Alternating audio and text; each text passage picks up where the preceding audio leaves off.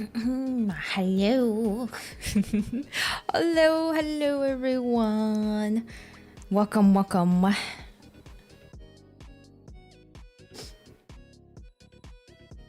Hello, Kuma. Hello. Welcome in. Come in, flood in, come in, guys. Take a seat, sit down. I won't bite. come. Welcome, join the chat. Come in. How you been? All right, let's sit down and have a convo real quick. No, I'm just kidding. It's not serious. We're not being serious right now. Nothing's happening. You're not in trouble. I swear. It is another day and another adventure.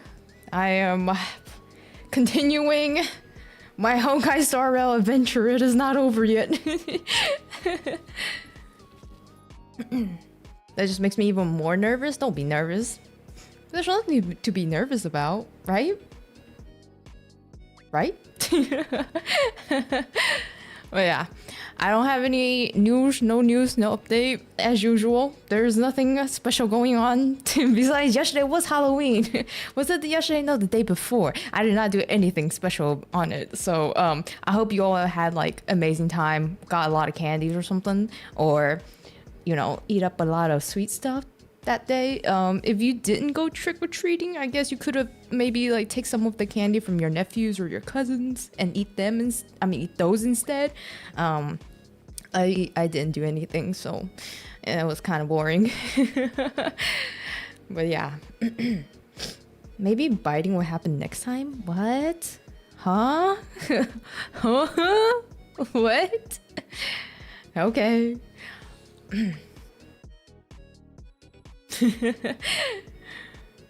we being a little weird all of a sudden. Well, yeah. Today, another Honkai Star Rail. I spent my entire Halloween night playing Monster Hunter World.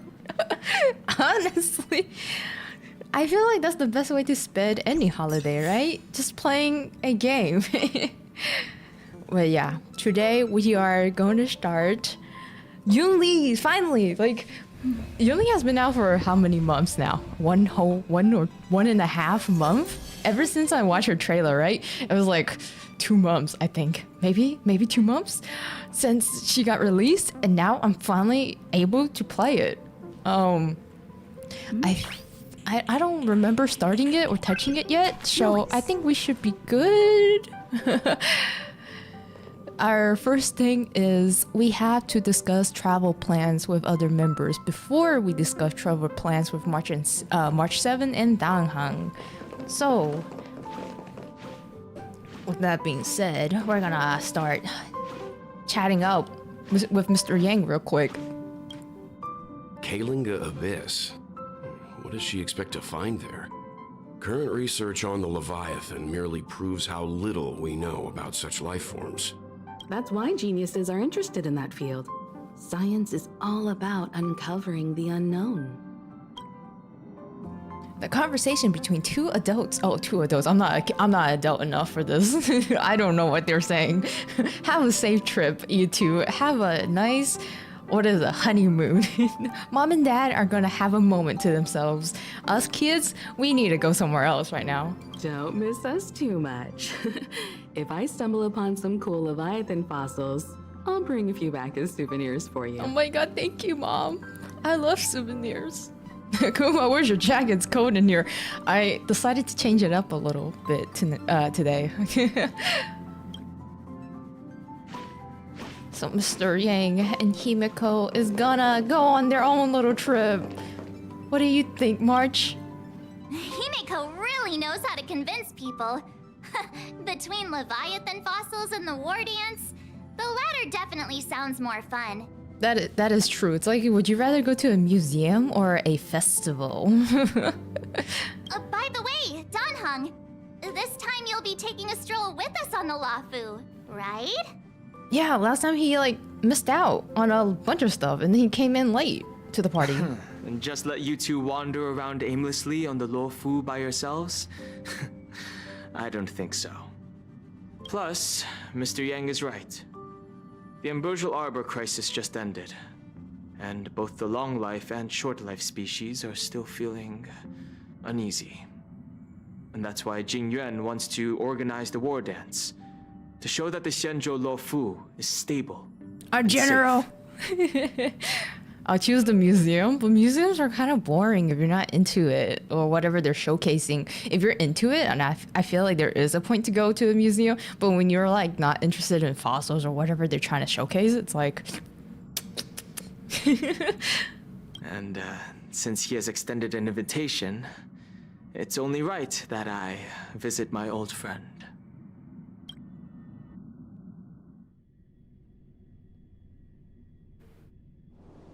Oh my god, we're back! Coming back to this place brings back so many memories.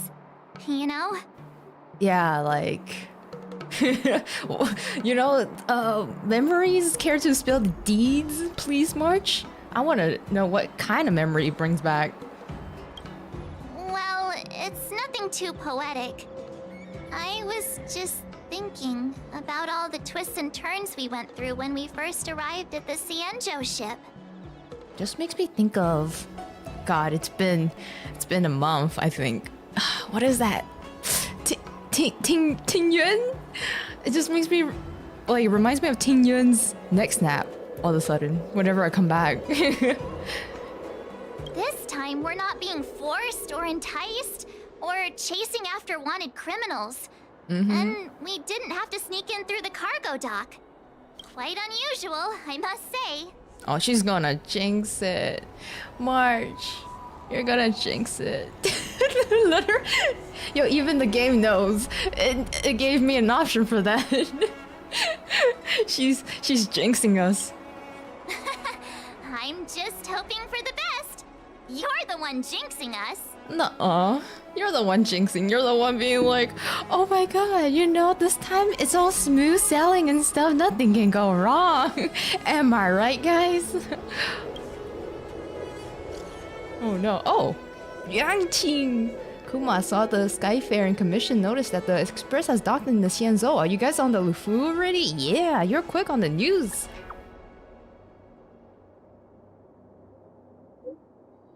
The general sent me to welcome you at the Starskiff Haven. See you in a bit. Oh, okay. I forgot we're special people. Starskiff Haven always this crowded? Oh, there's so many people here. I can barely hear anything. Clean your ears said then. General Jingyuan sent him to welcome us. But where is he? Wait, I see Hey, like you one of the guys, hold on a Penaconi. moment. A Penaconi Pepeshi. What are you guys doing in here? Did they just call us? Look at their outfits. They're from Penacony, right? Yeah. Are you familiar with the Xianzhou Luofu? What is Penacony residents doing here? Touch her ball? No. that's inappropriate, man. Don't touch Pepeshi's balls. They're sensitive. We know a little bit about it. What do you need? We are from Penacony. Maybe you've heard of it. We came to this ship to gather interesting materials for making dream bubbles. Oh, I wonder what kind of dream bubble they're trying to make with Xianzhou. March doesn't stop yapping. I can't hear anything. Yeah. Yo, that roast. Man, that is so true. Oh, we just left there. Oh, talk about coincidence. I love March. That's great. Do you know any must-see attractions on the Luofu? Yes, there is a lot. You've come to the right people. Exactly. We're Xianzhou experts. Dang. I thought March would be like, what? No, we're not. She agrees. Most of the tourists around at the moment are here to attend the war dance. And that's why we're here too. Yeah, we're here for the food and the party and the festival. Literally what we're here We for. know about that ceremony, but isn't the fighting ring still closed? Oh, fighting ring? I've heard the ring was Oh, it's so actually pretty. converted from a huge decommissioned Luofu fighter jet. So it's even larger than a regular star skiff? No doubt about it. It's a massive fighter jet. It's got to be larger than a civilian star skiff. But for now, All we can do is wait until the Wardance starts in a few weeks before Few we can board weeks? it. We've still got work to do, so we can't just sit around waiting for it to start. That's why we're asking you about some must-see attractions. I thought the Wardance was literally today. Few weeks. Why are we like ahead of time? We're looking for unique experiences that you won't find on Penacony. Our clients love these kinds of dream bubbles the most. You're the expert here. Give them some suggestions. Oh, me? Oh. Then, let's see. Why don't you visit an alley? That is a great place to start for any attraction. You can see the true parts of the city all in one alley. Good idea. The everyday vibe of the 𝗷𝗵 Alley is a rare find on the planet of festivities. Everyday vibe. Yeah, our clients have had their fair share of adrenaline-pumping dreamscapes.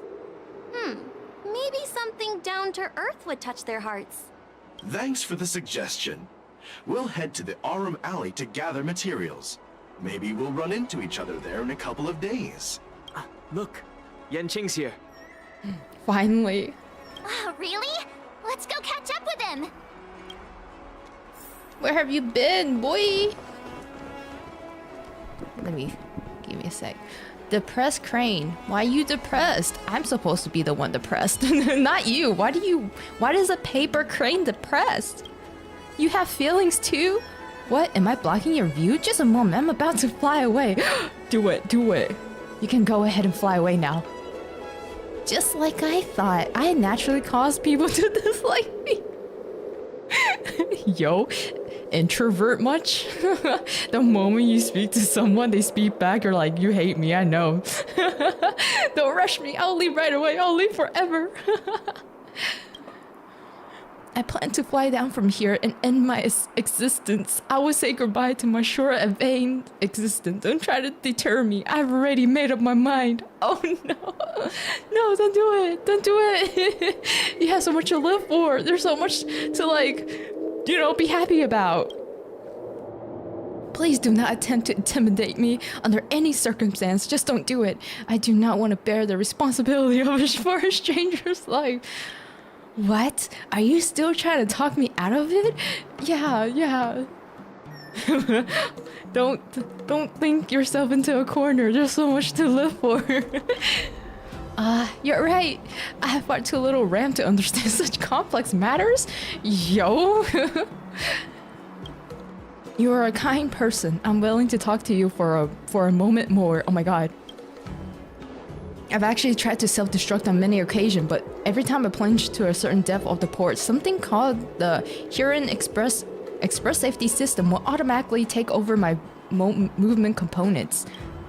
And then I fly back up here. Oh, without any bodily anatomy, I can't even decide when I can end this life. Is there any meaning to living such a life as a bird? What would you say if you humans have no autonomy over your own body? Wouldn't you feel hopeless about life?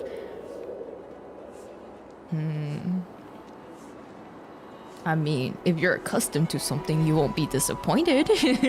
Once you get used to it. Can one get accustomed to this? You're the more pessimistic one, if you ask me. Hear a bird out? You can never allow yourself to grow accustomed to this. You must always maintain your curiosity and passion for life. That doesn't sound like something a depressed crane would say. Yeah, he got really pessimistic all of a sudden.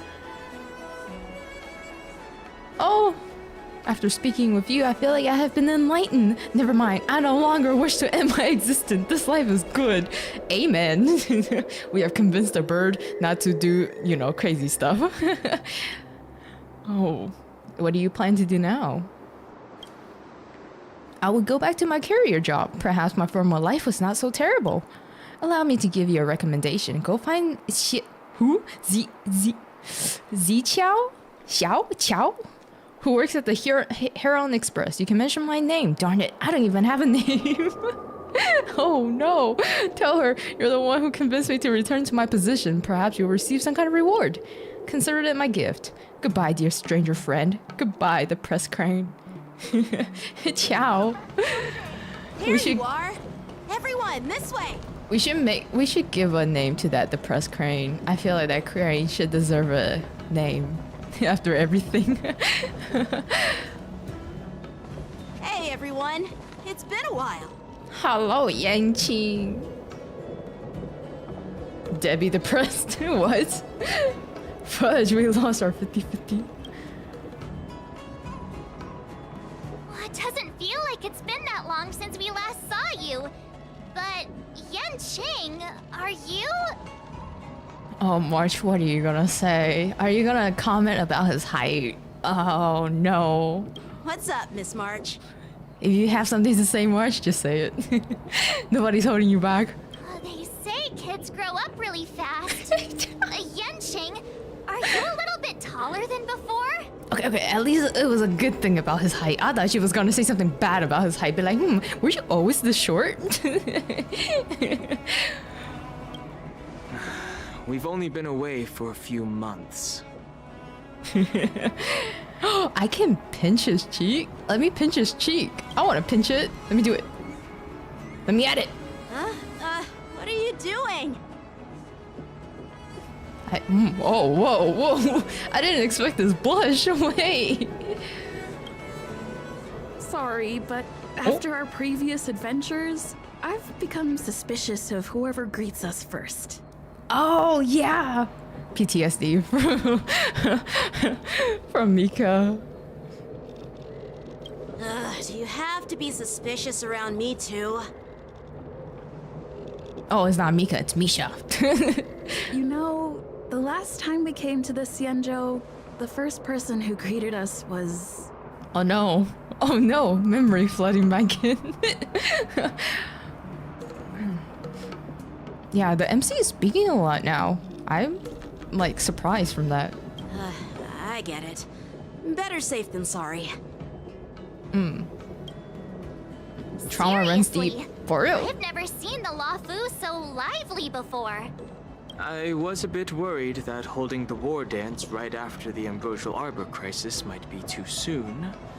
But seeing the bustling Starskiff Haven, I understand why General Jing Yuan chose this timing. MC talks a lot in this quest. Oh, that's great. Yeah, that is cool. Because normally MC doesn't have a voice, and normally I'll be the one putting in my voice. I would say what I'm thinking. Yep. There's people from other delves and travelers like you three who have come from afar. Oh my god, it's another festivity! Another 𝗵𝘁. Round 2. But this time the 𝗵𝘁. With the Wardance coming up, there's a huge number of visitors pouring into the Oh Starscape. god. The Cloud Knights are working hard to keep security tight. Oh no. Oh, PTSD already, yeah. Visitors from all around the place coming to visit this one event. I wonder, where have I heard this before? The general said this ceremony would help the 𝗵𝘁 𝗏 recover from the crisis. Okay. It's a way to showcase okay. our martial spirit, reassure people, boost morale, Why you guys and spamming the attract visitors hearts? from other planets to promote trade and peace. Heart from the 𝗵𝘁 moments. By the way, the 𝗵𝘁 Alliance places great importance on this ceremony too. The 𝗵𝘁 ships, the 𝗵𝘁 and the 𝗵𝘁, have both sent messengers to offer their blessings. Oh. The 𝗵𝘁 𝗵𝘁 and 𝗵𝘁? There's many 𝗵𝘁s? Yeah, I wonder if you've heard of it. It's known as the Star Forge, and it's responsible for providing more than half of the Cloud Knight's armaments. The 𝗵𝘁 𝗵𝘁 boasts skilled craftsmasters, and General Huaiyan is a top-notch craftsman himself. There's multiple generals. Only I could get a sword forged by him, I'd be on Cloud 9. By the way, 𝗵𝘁, where are we headed next? I'm sorry for talking your ear off. The General wants to catch up with you at the Palace of Astrum. He's been eager to hear about how the Express has been doing. You're all good, 𝗵𝘁. March has been yapping a lot too. It's funny how he tries to act all mature, But whenever it comes to something he's interested in, you can really see his childish side. I like how March is the one saying this. Yeah, well, you're pretty much the same in that regard. But like, you can also comment that he's adorable. I feel like he might blush more if you comment on that, but I like to nitpick with March, so March, you're pretty much the same in that regard. You can't say anything about him. I agree. Amen. Oh, it's bustling. Oh, of course. All units, assemble quickly! Get ready to protect the crowd! I just mentioned security, and now all of a sudden something's gone wrong. Excuse me, I need to go check out the situation. You're just as Jinx. You're just as Jinx as March. Of course, everything can be, you know, smooth like butter. Hey, what's that supposed to mean? I called it the moment we stepped into it, and you're like, everything's gonna be smooth. Everything's been so smooth, nothing can be wrong. And I'm just like, no, the moment you said that, you jinxed us. I had a feeling something like this would have happened sooner or later. We'll go with you. Yeah, we help out. We're the heroes. Anyways. Oh.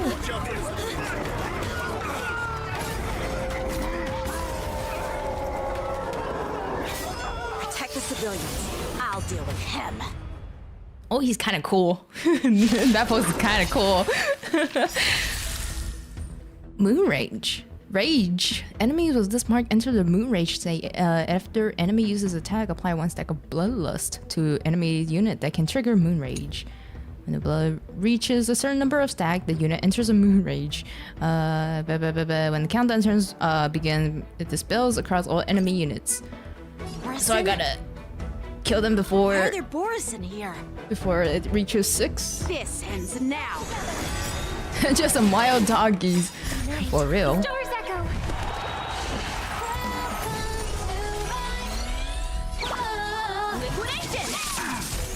I wonder who let them in. Like, how did they just wander in? That makes no sense.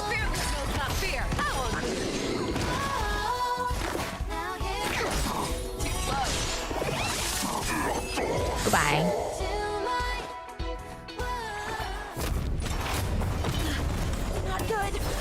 There's more. Someone let the dogs out. Oh, yo, there she is.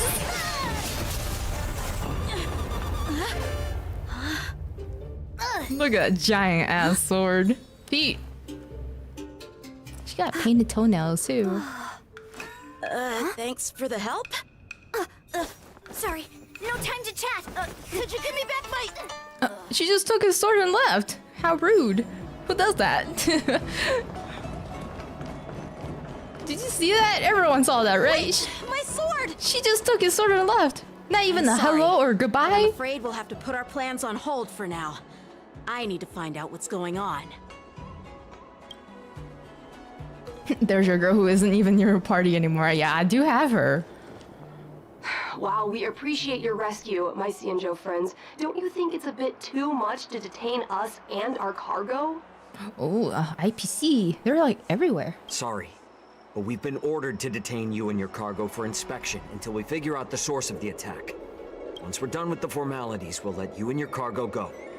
But this shipment isn't even meant for the Luofu, and it's IPC's patented technology. Who do you think you are to conduct an inspection? According to the protocol, all cargo arriving on the Luofu must go through inspection.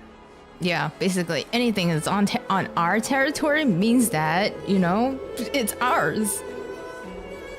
But we didn't officially enter your dock at all. We just sought refuge in your dock because we were attacked by the Borison. Looks like this argument could go on forever. Let's not get involved in a heated dispute that won't lead to a resolution. Oh, these bodies are like blocking my way. Who's in charge here? I need some answers. It's my fault. We let our guard down for a moment. I take full responsibility. Alright, guys, give me a moment. I am getting a call. I need to take it real quick. Be right back.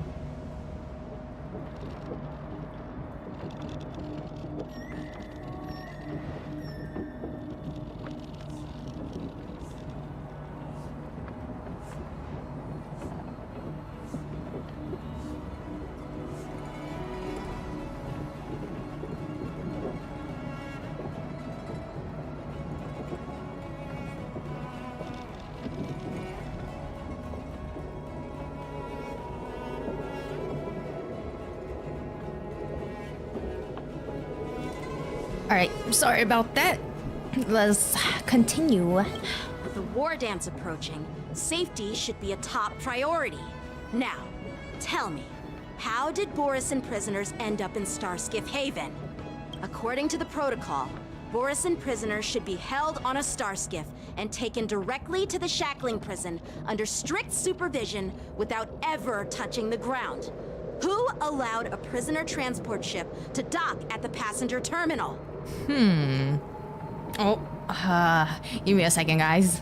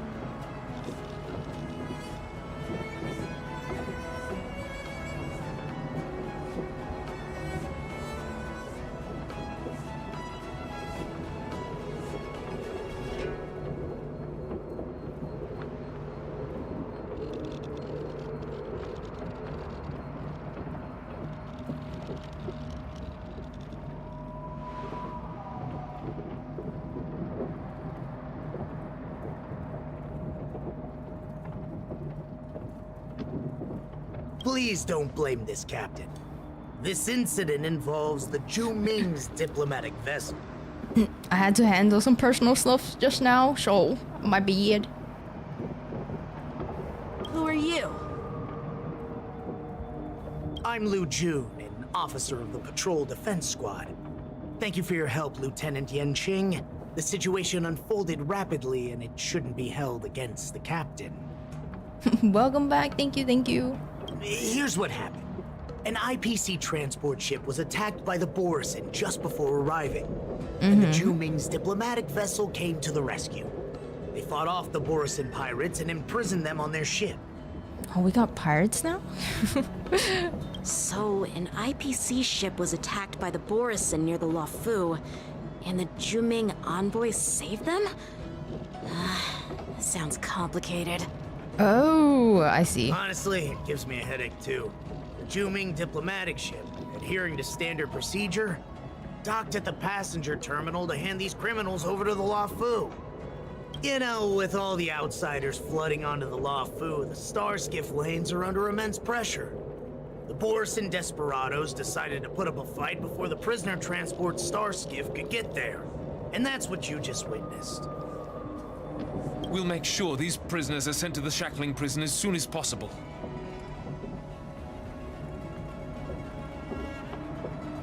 I see. It's an unusual situation indeed. I'll report it to the security department of the Realm Keeping Commission and ask for their cooperation in handling the aftermath. Maybe I should gather more details from others so that the Seat of Divine Foresight can have a better understanding of the situation. We need a pirate galaxy ranger. Isn't like Buhyo kind of like that? He gives off that pirate vibe. He's like, oh, fudge. The Cloud Knights calmed the crowd and dispersed. The street was restored to a peaceful state again. You look much maturer now, Yanqing. Please don't tease me, Miss March. The situation on the 𝗖𝗵𝘁 before the Wardance is like a calm lake that can be disturbed by even the smallest pebble, capable of generating far-reaching ripples with even the slightest disturbance. He's a cowboy but will pair well with a pirate. I mean, he can be anything he wants, right? What are those people? I mean, those monsters we just dealt with? Those boars. Did you just call them the Borison? Yeah, those werewolf monsters are known as Borison. They are abominations of abundance, and we've been fighting them for a very long time. They're not even humans. They're not even people, March. They're werewolves. The Borison have been a powerful force for a long time, plundering and enslaving many worlds. The threat they pose is just as terrible as the Swarm disaster, and the Alliance even had a fierce war with them 3 decades ago. Their presence has faded over the years, but who would have thought? According to that officer, they attacked an IPC ship near the 𝗵𝗁 Luofu. Such a brazen attack seems quite unusual to me. Donghan is saying someone is planning. Someone planned this. Yeah, that's what I find strange too. Oh. It seems like the IPC and the Borison have some serious grudges. Well, enough with the chit-chat. The General wants me to take you to the Palace of Astrum. I'd love to chit-chat a little longer, but there are some things that can't be left unchecked. Is it a serious matter? Maybe you'll need our help in hunting down the Borison? Thank you, but it's no big deal. By the way, that young lady who just appeared, she took my sword. How dare she? I'm filing a lost property report at the Realm Keeping Commission to see if I can get it back. I doubt she did it on purpose. I'm pretty sure she did it on purpose. I'll go find the report. You go find. All right, Yanqing, you go find the report, and I'll go fetch some popcorn. You know, it's gonna be quite the show. Don't remind me. I just zoned out for a moment, that's all. All right, let's not keep the General waiting. Don't worry. There aren't many people out there with that kind of talent. It shouldn't be too hard to find her. Yeah, shouldn't be too hard to find a black-haired young little girl with no shoes on running around with a giant-ass sword, right? Right?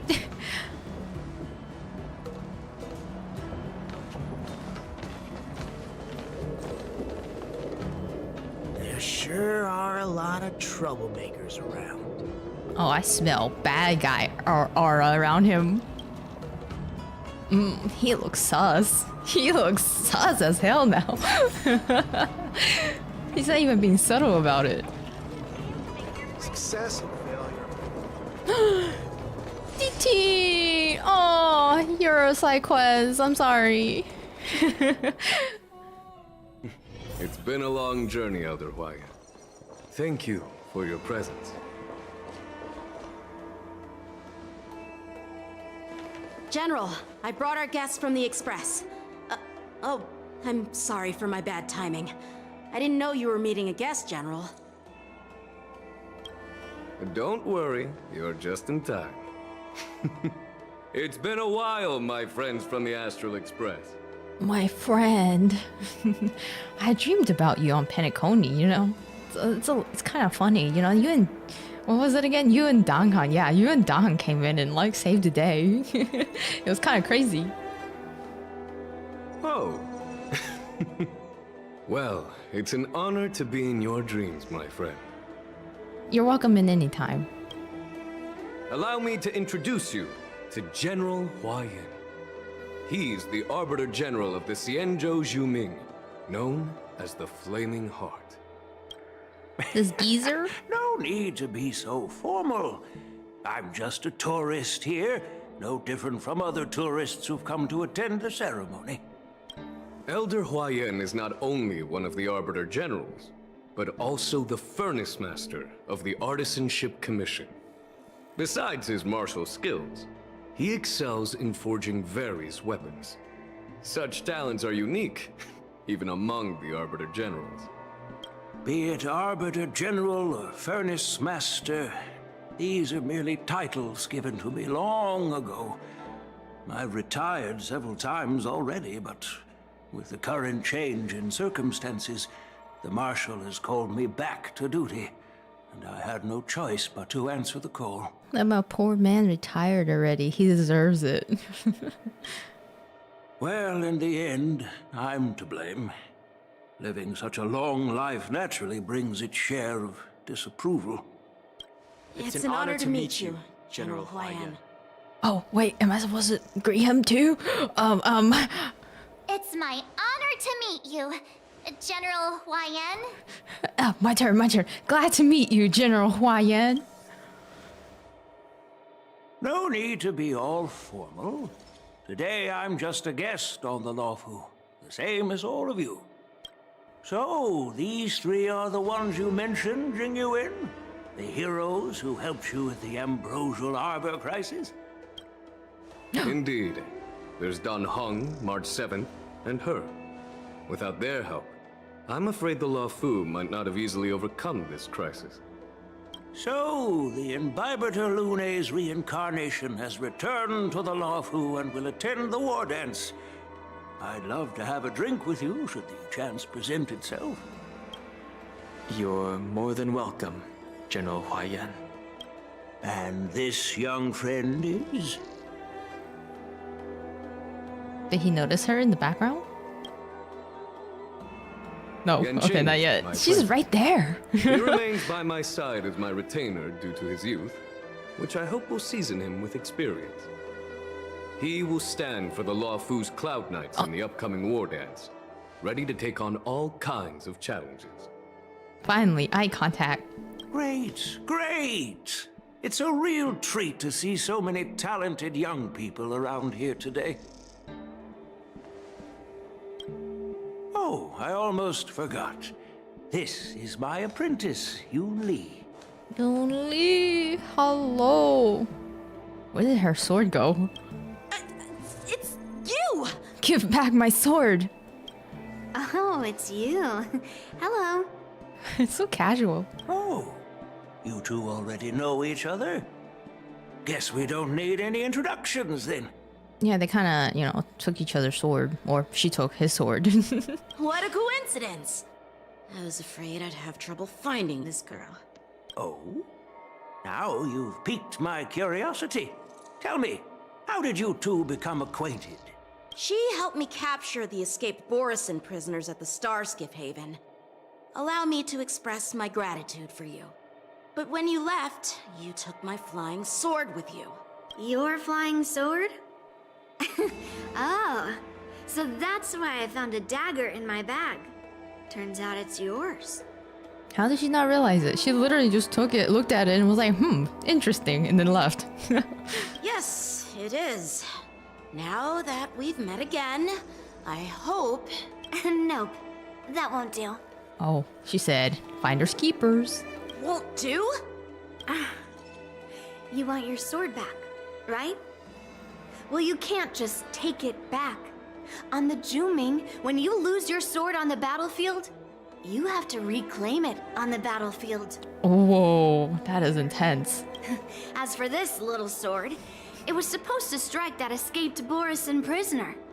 But unfortunately, its owner's agitated state caused it to fly off like a kite with a broken string, and it missed its target. She really is making fun of his sword being small. That is, that is, whoa. By the way, if I hadn't caught it and helped it hit its mark, that borison prisoner would have gotten away. Hold on a sec, Yunli. You took my sword without even asking, and now you're refusing to give it back? So much for Luofu's sword masters. Oh, I'm watching two kids bickering over swords. What did you just say? If you just stepped up and took your sword back from me fair and square, I would have totally respected you. But nope, you tried to play it down, expecting me to just hand it back to you like it's nothing. In front of everyone. With all due respect, you don't honor your sword, so you don't deserve it. Ooh, Hasn't yikes. anyone told you that taking without asking is stealing? If you want to settle this with swords, fine. Let's have a one-on-one duel right now. Someone grab popcorn, quick. Yang Qing. Well, that's more like it. Just be careful. Because I'm not as easy to handle as the borison. You two, be quiet and apologize to Yan Qing. Hey! Whose side are you on, Grandpa? I don't take sides. It's a small misunderstanding, and an apology would be too much. I've heard about the Zhu Ming's incredible swordplay and craftsmanship. Most notably, the legendary flame wheel octet. Seeing Miss Yunli, who is among those ranks today, well, I must say she definitely has that fiery edge. Such grandiose names. Some folks love to spin these fancy titles, trying to set the Cloud Knights apart. Yunli is still just a young girl, a bit awkward and hot-tempered. So please forgive her if she's being rude.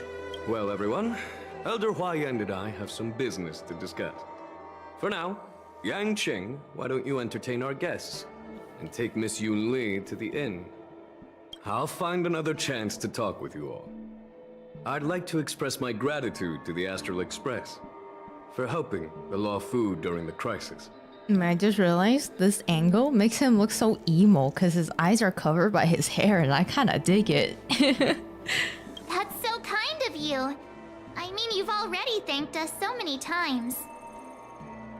Please forgive me for coming at an inconvenient time. You needn't apologize, General Huaiyan. All right, Yunli. Take this opportunity to clear things up with Yan Qing. Yeah. It's better to make friends than enemies. But I won't be heading to the inn just yet. I want to visit Lingsha. She just arrived in the Luofu and could use some help settling in. Lingsha. Yang Qing, once you've helped our guests get settled, go to the Artisanship Commission for me. I've heard about the attack and the detainment of the IPC ship. Qingzu sent word that the IPC members are protesting and wish to have their cargo back. See if you can calm them down. Don't get aggressive. Just make it clear that the Xianzhou Luofu has no intention of violating their rights. I'm on it. She's so small. Oh my god. This trip is totally worth it. Compared to the Zhuming, the Luofu is so much livelier. Oh, wait, is she a tsundere? But it's a shame the Luofu swordmasters don't seem that great. Wow. Are you coming with us? I have some things to do. Besides, little Yan Qing doesn't seem too happy about me tagging along. Oh, but like, but you did take his sword. Yeah, you're right. I took crooked with my skills, so I guess you can say I'm a robber or something. How dare he imply I'm a thief? Totally different. Oh, she's not particularly a tsundere, she's perfectly nice to you and others. She just doesn't like Yang-Qing right now. Besides, the sword seems scared of its own master. I'd like to ask him, you claim to cherish your sword as your life, yet you don't even recognize the state it's in right now? I didn't intend to keep his sword. I was planning to take this chance to return it to him. But now, I've changed my mind.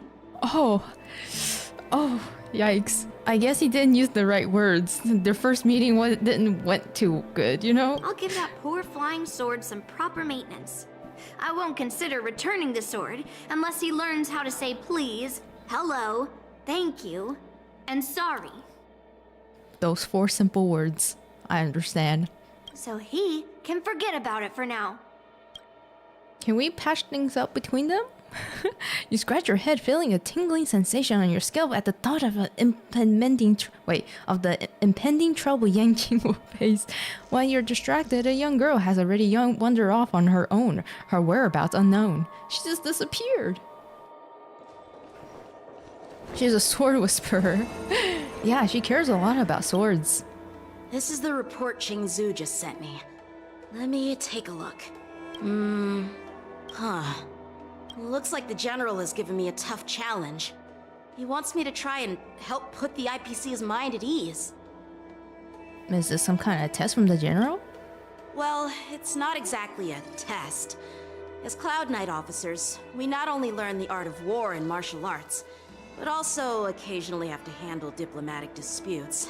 It's just, you know, talking things out isn't as straightforward as duking it out with weapons on the battlefield. This is especially true when you're up against the IPC, with their non-stop corporate babble. Oh, we know. Well, let's not worry about that for now. Shall I take you to the inn? Yes, please. Is it gonna be 5-star? After watching Yang-Qing and the others leave? It is the Luofu's honor to have you in attendance at the Wardance. Yet, the fact that a simple martial arts ceremony has attracted esteemed generals from the Zhu Ming and the Yao Qing implies intentions beyond mere spectating. Might there be any specific instructions from the Marshal? Oh, he opened his eyes! You're overthinking it, Jingyuan. As I said, I'm here to broaden my granddaughter's horizons. I have no ulterior motives. However, I have no clue what the Yao Qing Arbiter General has in mind. Do you remember when you accepted this position? I told you that an Arbiter General's battlefield goes beyond the physical one. You'll need to lead and manage everything on the Xianzhou. The title of Arbiter General holds a weight far greater than its literal meaning. So many years have passed, and you've done well. However, longevity for the Xianzhou people can be a curse. Living too long means that every mistake you made will lurk in the shadows. And one day, they'll eventually catch up to you. I wonder how old he is. The Marshal knows everything that has happened on the Luofu. As for the Merlin's Claw of the Yao Qing, she has come specifically for you. For our General? Speaking of which, why hasn't she arrived yet? They say the Merlin's Claw strikes like lightning.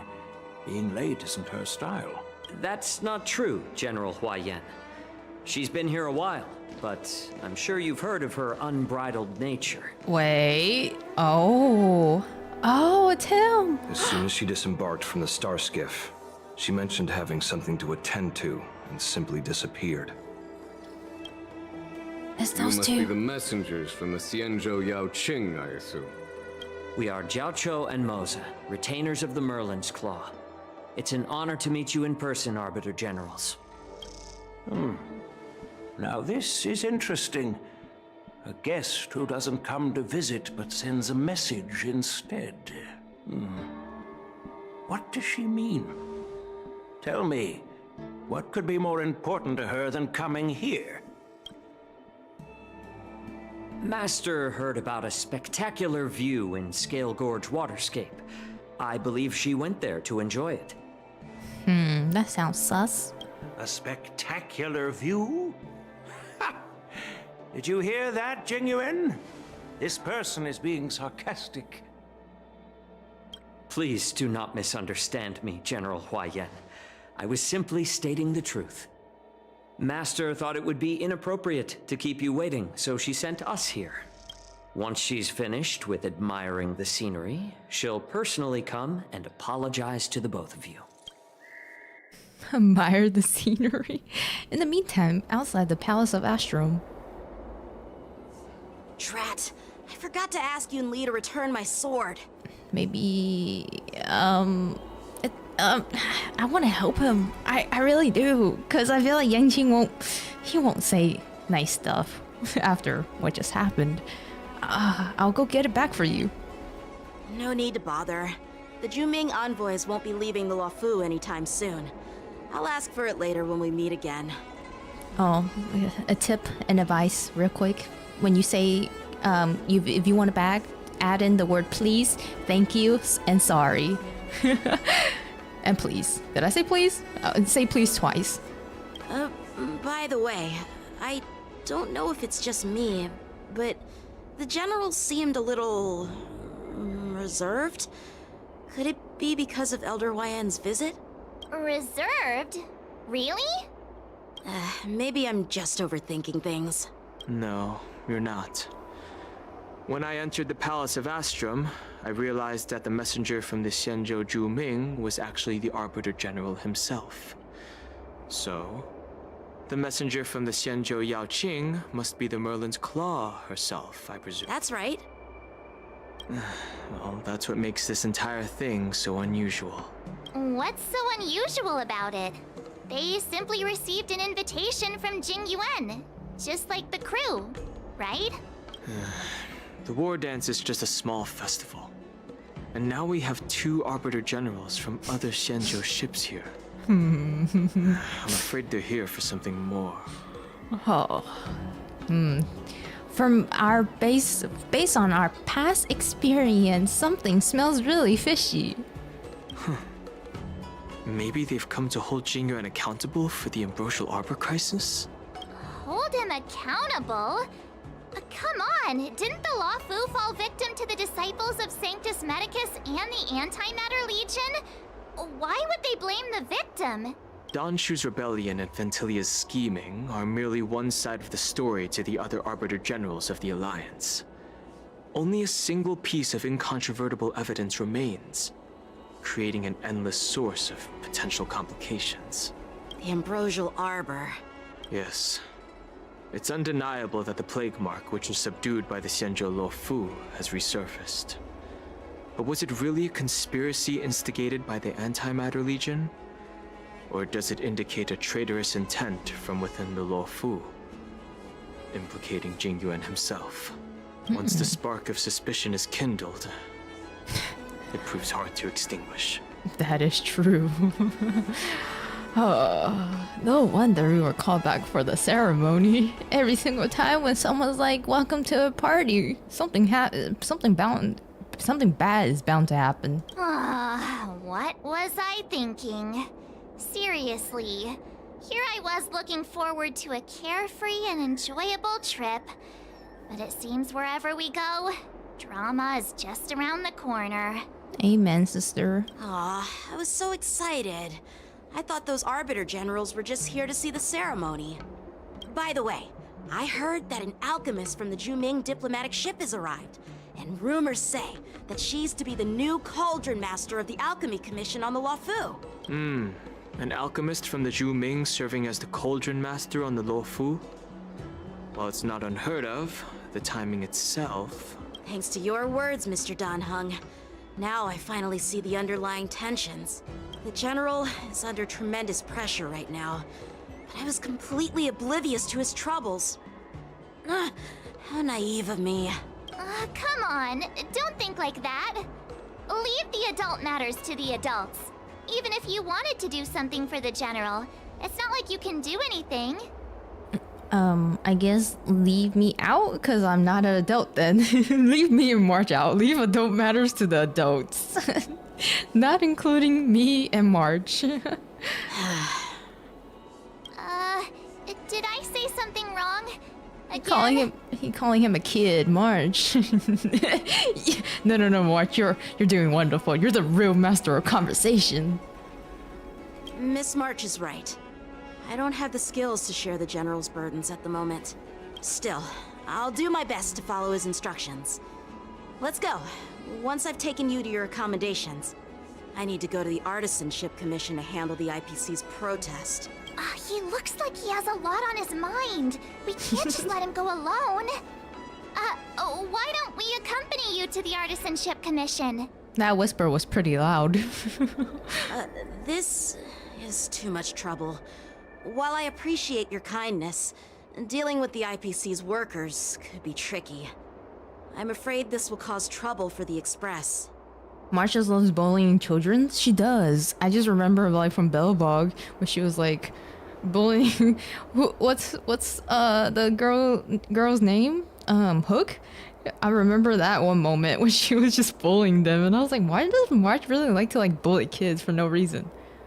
No worries. We're pretty experienced in dealing with the IPC. You've heard of the 10 Stone Hearts? We've dealt with quite a few of them, right?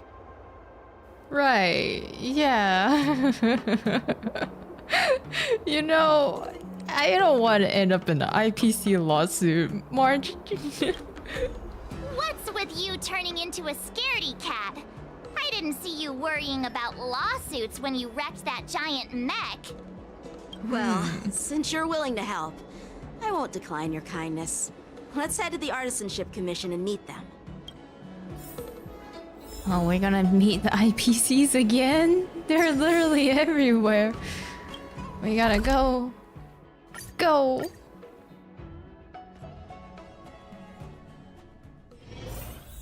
Can I really reason with you Xianzhou people? Oh. I think I get it now. In your words, this is called looting a burning house, right?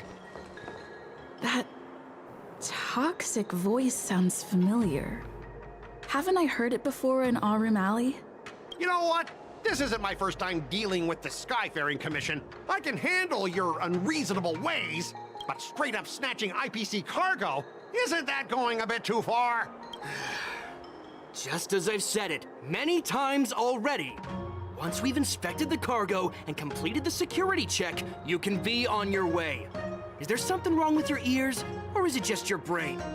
I'm hearing you loud and clear. I'm thinking clear. And my answer is crystal clear. Not a chance.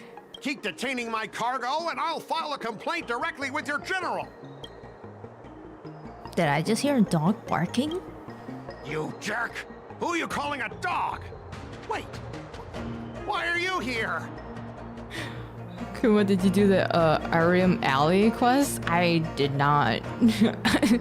Staying on the Xianzhou, are you? What terrible luck. Wherever you go, disasters aren't far behind. Aren't you the guest from the Astral Express? What brings you and Yanqing to the Artisanship Commission? I heard you're in trouble. They're in trouble? No, it's me. I'm the one in trouble. Looks like you've met this IPC worker before. I'm not sure if that's a good or a bad thing. I was sent here to deal with the IPC protest, Miss 𝗔𝗂𝗧. What's going on here? As you know, this IPC transport ship was attacked by the Borison and rescued by the Zhuming's diplomatic ship. Then the Cloud Knights were instructed to bring it back to the dock for repairs and inspections. And this is Mr. Scott, the person in charge of this transport ship. So, you're Scott. I've heard her mention you. Weren't you kicked off the Lawfu before? Why did you come back? Like I wanted to come back. I thought I'd just dock at the harbor for repairs and leave this forsaken place for good. Little did I know, as soon as the ship entered the harbor, a bunch of Cloud Knights showed up and snatched all our cargo from the hold. Was 𝗔𝗂𝗧 the Flurry secretary? I think so, the lady in the front. What do you mean by snatched? I've told you 1,000,000 times. It's a security check.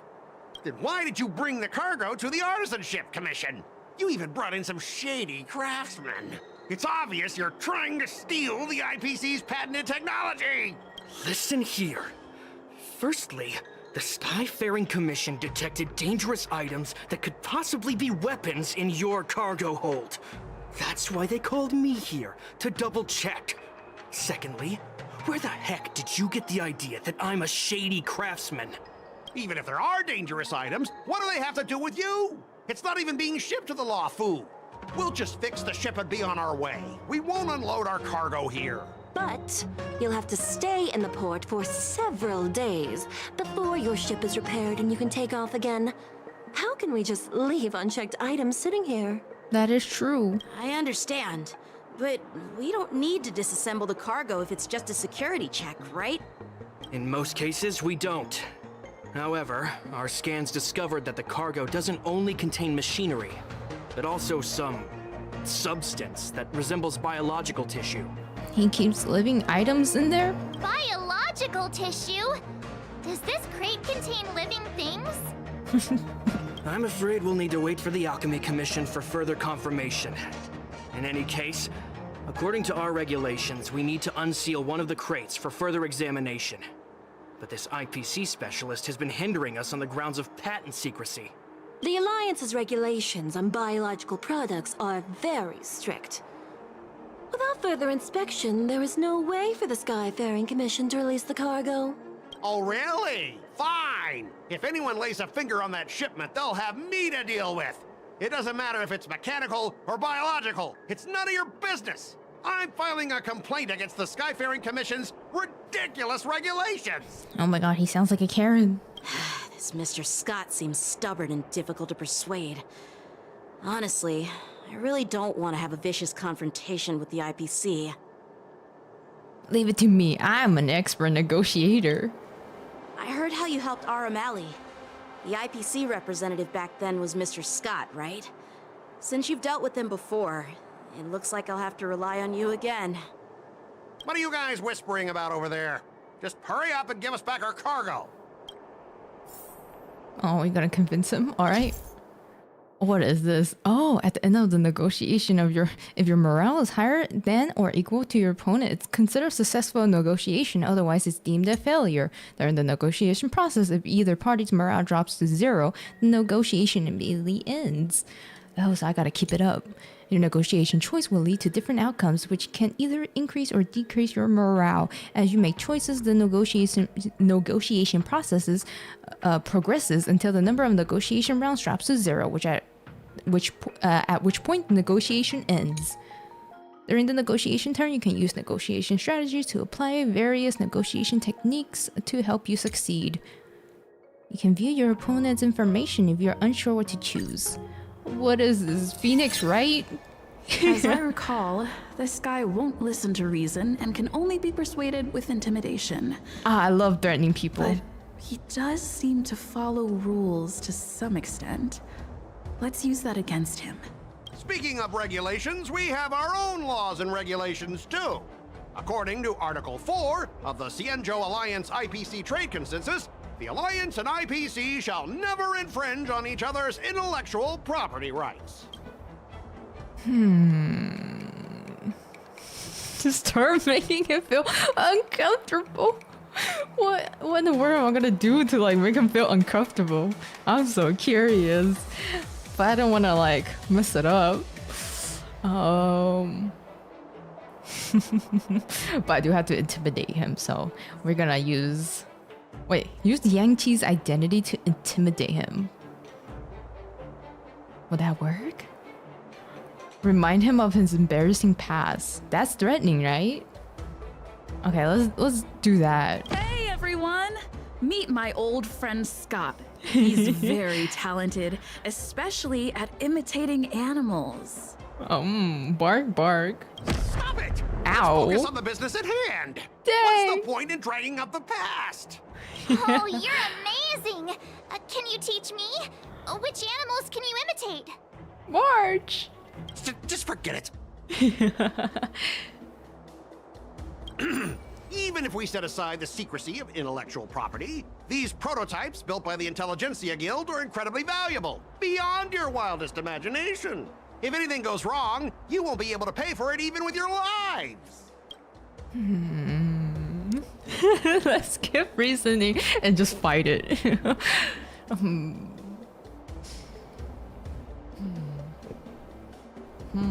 Pay. Hey, let's see. Scott is winning, he is, because I don't know which one to pick. If anything goes wrong, you won't be able to pay, but I could use the Skyfaring Commission to pay compensation. Can you give us an exact amount, Mr. Scott? If there's any damage after the inspection, the Express... I mean, the Skyfaring Commission will compensate you. Let's go! The We're even now. Commission. Yeah, they will compensate you, provided a detailed report of the damage is submitted. I don't doubt the financial strength of the Skyfaring Commission. However, this is not just about money. Besides, the cargo on this transport vessel belongs to the Intelligentsia Guild. If you want to inspect the cargo, shouldn't you at least call in a member of the Intelligentsia Guild to be present? What a coincidence. I got like 3 of them on my phone. Yeah, show him your extensive connection. We got connections everywhere. I'm pretty tight with Dr. Ratio from the Intelligentsia Guild. Yeah. Almost like family. Yeah. Doesn't that make me practically a member of the Intelligentsia Guild too? What's all this nonsense? Ow, ow, ow, ow, Even ow. if you were married to him, you still couldn't represent the Intelligentsia Guild. Married to him. That's a little far, but okay. We both need to follow the regulations, because that's how the IPC and the 𝗖𝗵𝘁 operate, right? As an IPC worker, I have to abide by its regulations. If I make an exception and allow you to inspect the cargo, it'll spell disaster for me. We both need to follow regulations. As an IPC worker, I have to abide by its regulation. Swallow your pride and beg him. Try to bribe him. These options. Why? The Shienso people are just following their own rules. Talk about his unpromising career. Yo, I want to just click on 2, 3, and 4 just to see because it's so funny. Oh yeah, I have used 0 of my negotiation strategy. I feel like it's 1. Emotional triggers? Double the result? Oh! Your logic is too confusing for anyone to follow. Maybe you should learn the art of communication from a monkey before you continue spouting nonsense? Oh, sheesh!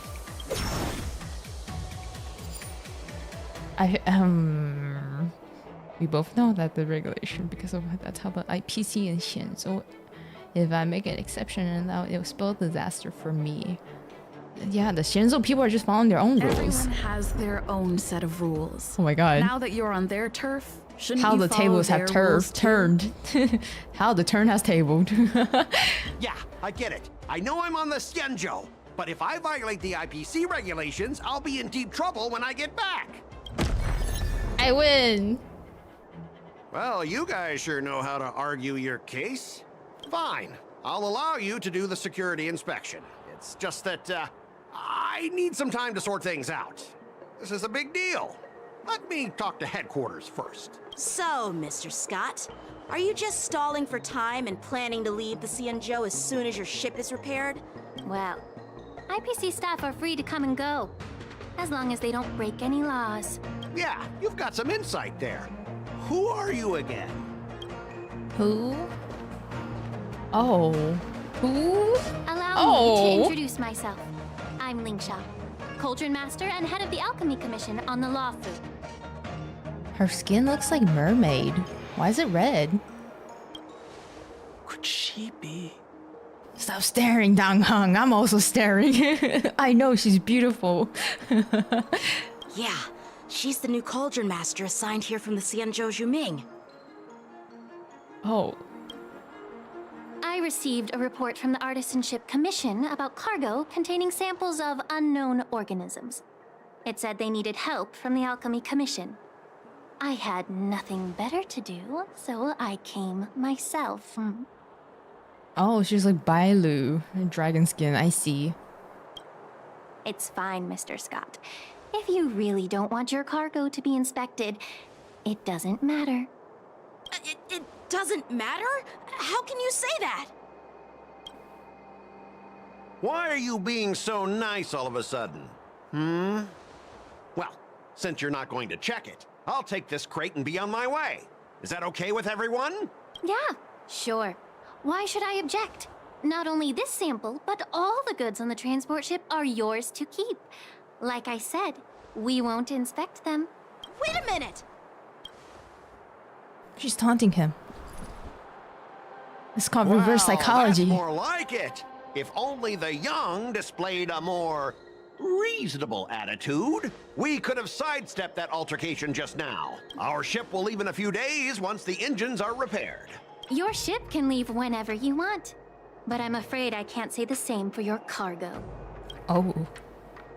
According to the import and export regulation signed between the Xianzhou and IPC, all biological shipments can only leave the port when they have confirmed to be of no threat, or when all biological activity expires. Since When they we die. can't determine if your shipment is safe for the environment, I guess we'll have to wait for its biological activity to expire. Expire? Let me check the previous cases. Expire is a crazy word. We're all waiting to just be expired one day. Normally, it'll only take around 47 star calendar years. Sounds about right. Only 47 years? He's gonna be here for 47 years. Why so surprised? You're still young and full of energy. Yeah. I'm pretty sure you'll live a few more decades. Have some confidence in yourself. Ha! Typical of a long-life species. Your words are dripping with sarcasm. While you may not care about time, I do. I'll be demanding double compensation from the Skyfaring Commission for every minute wasted. Jesus. Sure thing, Mr. Scott. You seem pretty confident that your career and life will last long enough to witness this victory unfold. It's a losing battle, Scott. Just leave it. Step aside, guys. Let them do the inspection. But, Mr. Scott... Come on, we're already in enough trouble. Just let them do the security inspection. And if needed, I can always grovel before the Intelligentsia Guild later. I'm just using my head for what it's apparently good for, right? Thanks, bro. Well, honestly, at least you're not as annoying as that woman. Oh my god. Bro, just do the inspection. Okay, bro. Can I not call you bro? Broski? This lady is really something else. Oh. Is this the IPC product? Giant mech. Listen up. Any damages caused by inspections will be filed with the IPC. Oh, it's alive! Oh, it's alive! Oh, he has a sword back. Oh, one of the sword. He has his other sword taken still. Oh, battle time! Another, when an ally is inflicted with Terror Grip, attacking the caster with the Terror Grip can once dispel Terror Grip, huh? When Terror Grip ends, the caster of the Terror Grip is not attacked to dispel Terror Grip. Then the affected ally will fall into the terrified state and unable to perform action. So once they get Terror Gripped, they still have it? Oh no. How unexpected. Okay. Surprise. Okay. Okay. Liquidation! Fangs and claws got dull. The fearless knows not fear. Specimen sighted. It's okay, we got this. I venture forth forever. Basically, we don't hit him, they get stunned by fear. Oh. It's okay. Goodbye.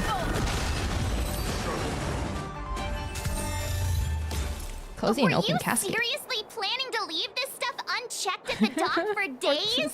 That's way too dangerous. Dang, March. Hammer him. I had no idea about it. You must have accidentally triggered the cargo's defense program. I don't think trying to shift the blame is a wise choice. But seriously, I don't know why that thing suddenly started moving. I swear on the Amber Lord. Oh my god, that voice acting is so good. Enough. Miss 𝗖𝗵𝘁, please escort our IPC guests to the Skyfaring Commission. He's like, please have mercy. I swear I didn't do anything. I'm on it. Please follow me, Mr. Scott. Goodbye, Mr. Scott. See you behind bars. It was good knowing you for a while. Our preliminary inspection shows that there is indeed hidden biological tissues inside. Just like the craftsman feared. I can't even tell if it's ingenium or biological in nature. Why do you say that? The core of this device is what they call wetware in industry slang. Wetware? To put it simply, this machine operates with a kind of biological nerve as its control center. I don't like that word. Why that word? Wetware? I'll take some samples for the alchemist to analyze and figure out where the biological tissue comes from. Lingsha's gonna stick her hand and grab some wetware to analyze. Why would the Intelligentsia Guild use such unethical technology? Perhaps they're trying to create a new weapon? Whatever the reason is, it's probably why the Borison attacked the ship. They smell it. No wonder the IPC were trying to obstruct our inspection. I'll contact the Ten Lords Commission and ask the judges to come and give their final verdict on this. According to our rules, all prisoners and weapons involving dangerous creatures must be taken to the shackling prison for further sentencing. After all, it's the safest place on the Luofu. As for you, Mr. Craftsman, please go with the Cloud Knights and explain the situation to the judge. After a while, everyone disperses and goes their own way. Even Lingsha? I had a feeling that the thank God. IPC members would cause trouble, but I didn't think they'd be this tricky. Thanks for your help, Miss Lingsha. I should thank you for saving my life. Your sword skills were impressive. Taking down that big guy. Thank you. I thought the General's retainers were all burly martial masters. I didn't expect Yanqing to be so... Oh no. You know, so fun size, right guys? He's fun size. Huh? As for you, you must be the guests from the Astral Express, right? Saving the Luofu from that crisis. It's so impressive. Oh, keep that coming. Keep that compliment coming. It wasn't a big deal. Really. It's still early. So why don't we get some tea at the Alchemy Commission? We can discuss your suggestions for revitalizing the commission. I'd be happy to accept your invitation. And you three are coming too, right? Of course. I can't reject an invitation from a pretty lady, right? Kuma's not gonna miss the chance of disrespecting someone. Listen, if you give me the option to do that, I will do it because I want to see what happens. Oh, I haven't seen her in forever. Sushang. What is she doing here? I'm here to pay my respects. The news is spreading pretty fast. All these years, and the view at the Alchemy Commission hasn't changed a bit. The tides come and go, but the ancient sea remains the same. For us Vidyadhara, there's nothing more nostalgic than our homeland. You're a Luofu native, Miss Lingsha? Yes, I grew up here, listening to the sound of waves while researching prescriptions with my mentors and peers at the Alchemy Commission. It's kind of sad, isn't it?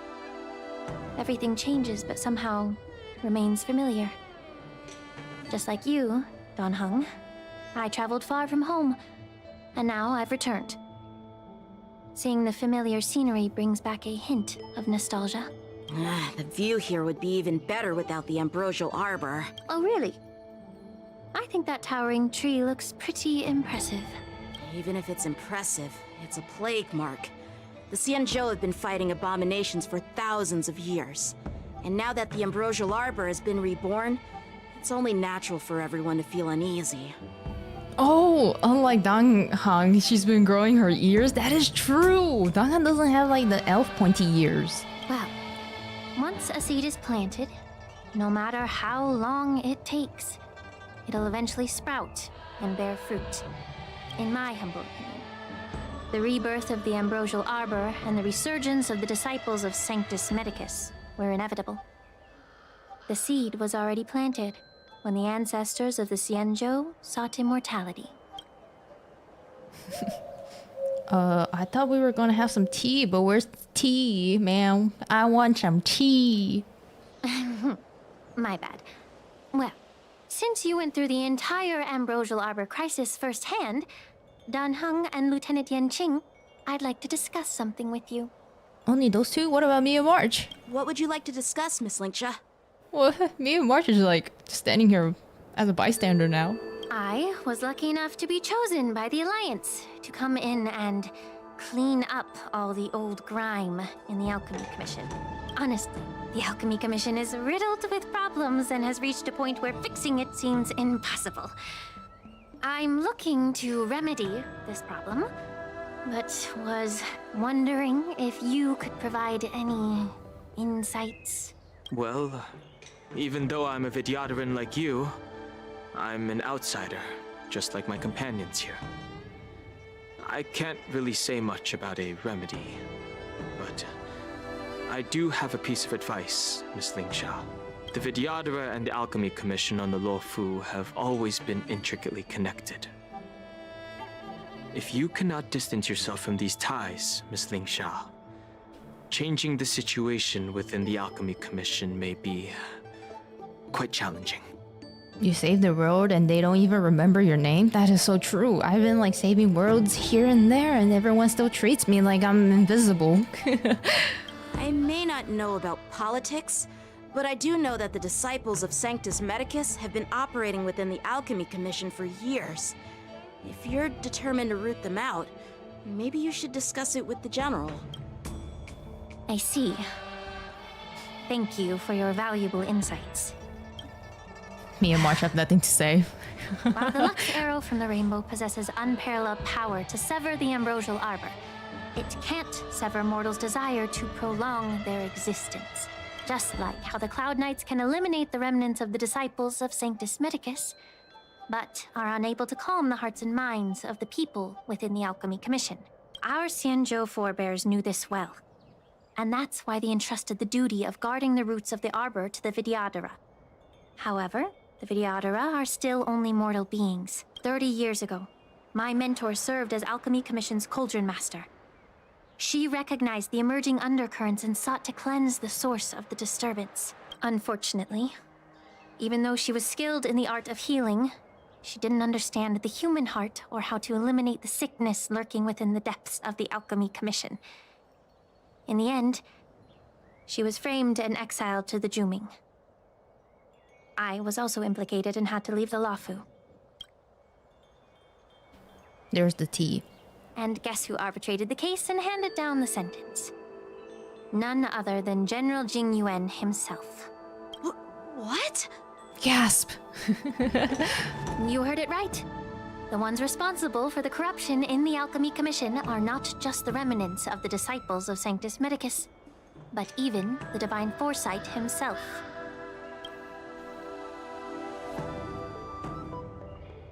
Alas, why is your face turning pale, Yanqing? Don't worry about it. I understand that when someone holds a position of power, they may sometimes have to make tough decisions. I won't hold any personal grudges against him. Besides, at our age, holding personal grudges is a luxury we can't afford. Our age. Linksha, you're back! I've been waiting ages for you. Oh no. Oh no. Yuli! Why aren't you with your grandpa? What brings you to the Alchemy Commission? Her face is like, bro, it's you again. Ew. Well, let me take this opportunity to introduce you to Yanqing. Oh no. Oh no. What a small world. You stole my sword. Give it back. He forgot the 4 words. I see. Let's skip the introduction part then. Why do I keep bumping into you? Are you stalking me or something? Of course not. Unlike you, Miss Yunli, I have important things to take care of. You, on the other hand, seem to have all the time in the world to wander around without returning my sword. Oh, God. Grandpa used to say that a sword reflects its master. I talked to your sword, and it told me that you've been distracted. You hesitate when you should strike, and you struggle to stay calm when your sword is unsheathed. I'm gonna grab popcorn for this one. Now that I see you again, I realize your sword was right. It wasn't me who took your sword. It was you who lost focus. Do you really expect me to believe that nonsense? I've been taking it easy on you because you're a guest from the Juming, but you're not taking the hint. Don't people from the Juming know you're supposed to return what you've borrowed? Who do you put your money on? Who am I betting? I'm gonna bet on myself. Those 2 are a lost cause. I ain't betting my money on either of them because I don't think any of them, both of them are like on an even power level. Just look at this flying sword. Even if I gave it back to you now, it'd just be taken away again in a few hours. You know the Cloud Knight saying, a Cloud Knight must never let slip their weapon. Yes? Well, sure. I can give it back to you now, but on the battlefield, that's a whole different story. Poor flying sword. Fine! You don't have to give it back, because I'll take it back myself! Whoa. So is this the Wardance? Literally? Between these 2, who do you think is tougher, Don Han? Oh my God. Don't get me wrong. I'm just curious. Oh, March. Are we literally betting? Get ready to separate them. Me too, March. I mean, Danghang. It is my first day at the Alchemy Commission. A brawl is definitely not how I imagined celebrating it. Calm down, everyone. Chill. Well, since you don't approve, I won't draw my sword here. I didn't mean it in that way. Since you've already drawn your swords, you'd be disappointed if you didn't get to test one another, right? That is true. That is true. I've received reports that the delves near the Alchemy Commission are still infested with abominations. Seems like my predecessors left quite a mess. So, if you 2 want to determine who's better, why not focus on them instead of each other? Clearing out some abominations? Sounds boring. Clearing out monsters? Boo, I don't want that. Beating up people? Yeah. That's what I'm here for. It's the Cloud Knight's duty to eliminate those abominations. You don't have to ask me twice, Miss Lingsha. I'll help you get rid of them. Oh, you think you're the only one who knows how to behave? If Lingsha needs anything, I'll gladly draw my sword and help her out. Oh no, everything is gonna be turned into a competition between these 2. It's so heartwarming to see both of you being so sweet and caring. So then, shall we get going? Let's go. Ever since the disciples of Sanctus Medicus were eradicated, their experimental abominations have been festering here. If you want a contest, I'll be the referee. The one who kills the most abominations within 15 minutes wins. Lingsha, as always, you're still an expert in making unpaid work sound so noble and grand. It's for your own good, little Yunli. While you desire to compete against each other, I don't want to see either of you getting hurt. Oh, so sweet. That's really thoughtful of you, Cauldron Master. Yeah. So, are you both ready? I can show you who can get more approval from Lingsha. Yo, can I join? I want to be part of this. I want Lingsha's approval. Oh, I'm playing as Yangqing. Oh, okay. Ugh. Looks like my predecessors left quite a mess. Let me say it again. The one who kills the most abominations within 15 minutes wins. Be careful when you draw your swords, and make sure you don't hurt each other. Yes, Mom. Can we start now, Lingsha? Oh, okay. When Yunli takes action, she will use attack to defeat the enemies first. The number of enemy defeated by Yunting and Yunli is recorded here. Well, I'm gonna win for sure. All together. Time for swordplay. Strike with heart. Oh wait, I've never used them before. What do you do, boy? Someone who can't even hold Increase on crit to a rate. sword to actually have some skill. You're falling apart on your own.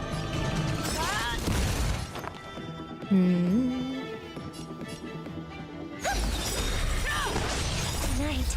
We go first. I venture forth to hunt forever. Triumphant!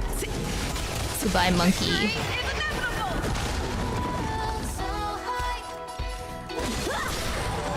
Let the valuation begin. Liquidation!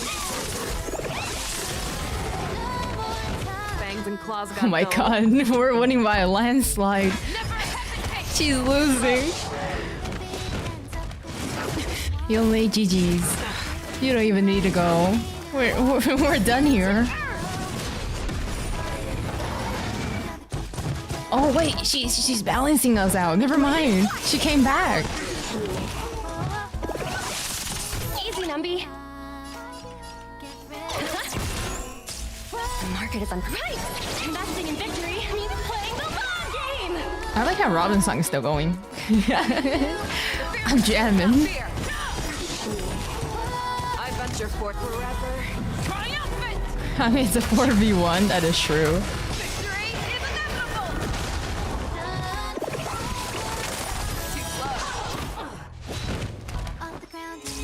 May song bring us victory. Oh, she stopped singing. How many can you block?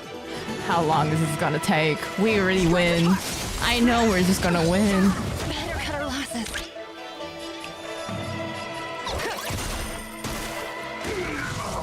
Show me what you can do. I'll give you 5 seconds. Never hesitate! Oh, monkey, welcome back. Strife in the world. Time for swordplay. Bladed flight. Practice is over. Swords descend.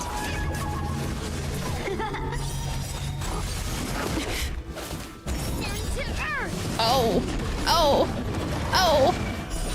I venture forth forever. I didn't see the bar. She winning or we winning?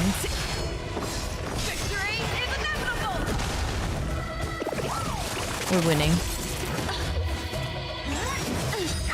Impressive. Strike with heart.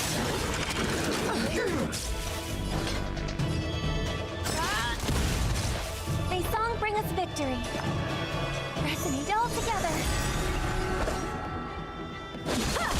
Too close. Night. Stars echo. Robin, sing. Go Nappy! The market is unprimed. Investing in victory means playing the long game. Fangs and claws got dull. How many can you block? Bladed flight. That won't See through clouds. Oh, finally it's over. I win, Miss Yunli! Yay! You got lucky. He did. It was 4v1.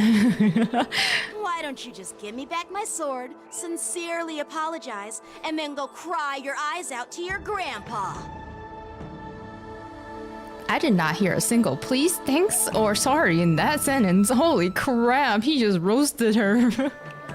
Consider yourself lucky that I'm not interested in your rusty sword, as I don't have the nasty habit of snatching other people's weapons. Oh my god, Yang Qi, chill! All you did was chop down a few monsters. Don't get carried away with yourself. Oh my god. If you think you can just take this sword from my hand, go ahead and try. Yanqing is super toxic. He is. Like, out of nowhere, he's like, haha, give me back my sword. It's not like I want your rusty, crusty ass sword anyways. I just want mine back. Go back to your grandpa. I'm like, what in the world? Oh!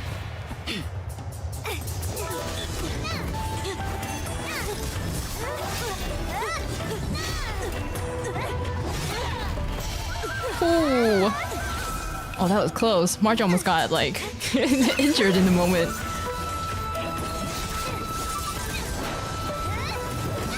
Oh, sheesh!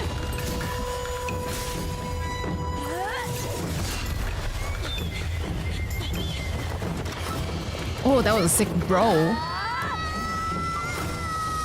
Oh, oh!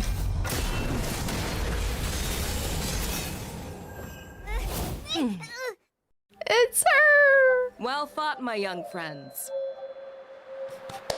I've been waiting for Feixiao since forever. However, both of you have shortcomings. One of you focuses on dodging and weaving, while the other relies on brute strength, trying to take down targets with a single strike. The two opposite rows of a party. Who are you? Me? Who are you? I'm just a patient seeking medicine from the Alchemy Commission. A passerby, if you will. Sure, sure. I thought I'd see my fill of impressive fights during the Wardance. Yet here I am, able to witness a remarkable fight at the Alchemy Commission, of all places. Well, the Lawfu is never short of surprises. However, I have a small suggestion for you. Why don't you settle this dispute fair and square in the Wardance's ring? That way, you can resolve your differences with a proper duel and put your grudges behind you. Grudges? No, not at all. Yunli and we were just sparring. Yeah, just a little fun tussle hustle. Sparring? You summoned your flying swords and she swung her sword with full strength. No grudges between you. I don't believe it. Aha! What brings you here, Lady Feixiao? Have you finished your health consultation with the Dragon Lady? Feixiao? Grandpa always talks about you. Could it be that you are... The Merlin's Claw of the Xianzhou Yaoqing? Looks like I'm quite famous on the Xianzhou Lawfu, Oh, sheesh. too. She's so cool. Of course. Everyone has heard of the Vanquishing General. Known to all and unbeknown to none. Vanquishing General? Isn't that title a bit too narcissistic? I don't like it. Ooh, I heard there's a dozing general on the Lawfu, so I came up with a humble nickname for myself. The Lacking General. Lacking in worries, regrets, and rivals. Oh. Oh. Amen, sister. We all want to be the Lacking General. No regrets, no worries. And she also gave us a fan service. Sounds much better, right? Yes, yes. Yeah, that's a befitting title that sounds both humble and impressive. Now that the sparring session is over, Yanqing and Yunli, shouldn't you politely thank General Feixiao for her guidance and bury the hatchet? Make it up, you two. Sword. Keep it safe. Or it might get taken away again. By the way, we haven't settled the score yet. I'll defeat you fair and square next time we fight. Alicia is so over it for real. She's like, I'm tired of babysitting these two. This is how she apologizes? Now that I finally got my sword back, I should report to the seat of divine foresight. I'll take my leave, General Feixiao.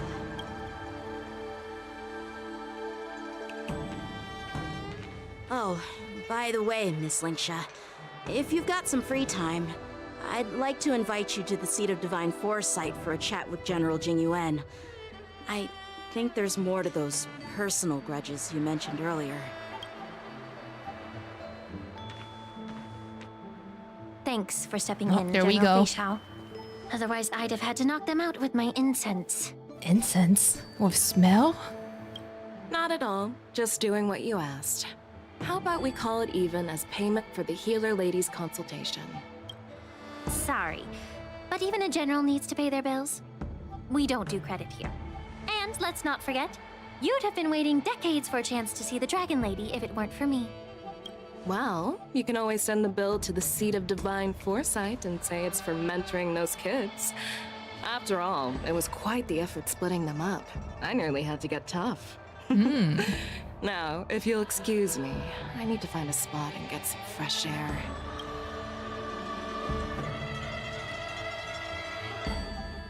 A moment later, Feixiao leisurely walks somewhere. Oh. Back already? You've met with Jing Yuan and wandered around for a few hours. So, what do you think? It appears that the Divine Foresight is using this war dance as a show of strength to convince everyone that the Luofu is prospering after the Ambrosial Arbor crisis. But... I know you're going to say but, right? But... The influx of people attending the war dance is like a breeding ground for disorder and rumors. Disorderly noise! And the Luofu could be in a world of chaos. PTSD, sorry. The Cloud Knights on the streets remain vigilant. So at the very least, General Jing Yuan is aware of this. As for other matters, I'm unable to say. I'd prefer to be excused from future meetings with generals. I'm just a military healer. And now all of a sudden I'm thrust onto the center stage having cordial chats with two generals? Xiaoqi's like, I'm just a healer. What am I to do? Why am I just doing all these stuff?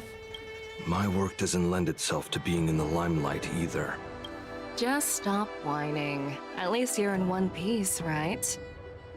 Before getting in touch with General Jing Yuan, I wanted to put aside my assumptions and see his momentum. That includes the overall bearing of the Cloud Knights on the street, what people are saying, and how those close to him behave. The might of an army dwells not within its pawns, but within the force of its collective momentum. Recognizing this fact reveals the true measure of power. Thanks for enlightening me, General. A perfectly clear statement turned confusing thanks to your translation. You've made me lose where I was now. Anyway, this is how I operate in battle, so you might as well get used to it. Are you treating General Jing Yuan as your enemy? The longest-serving general of the Xianzhou Luofu. Do you think he'd have only a few enemies?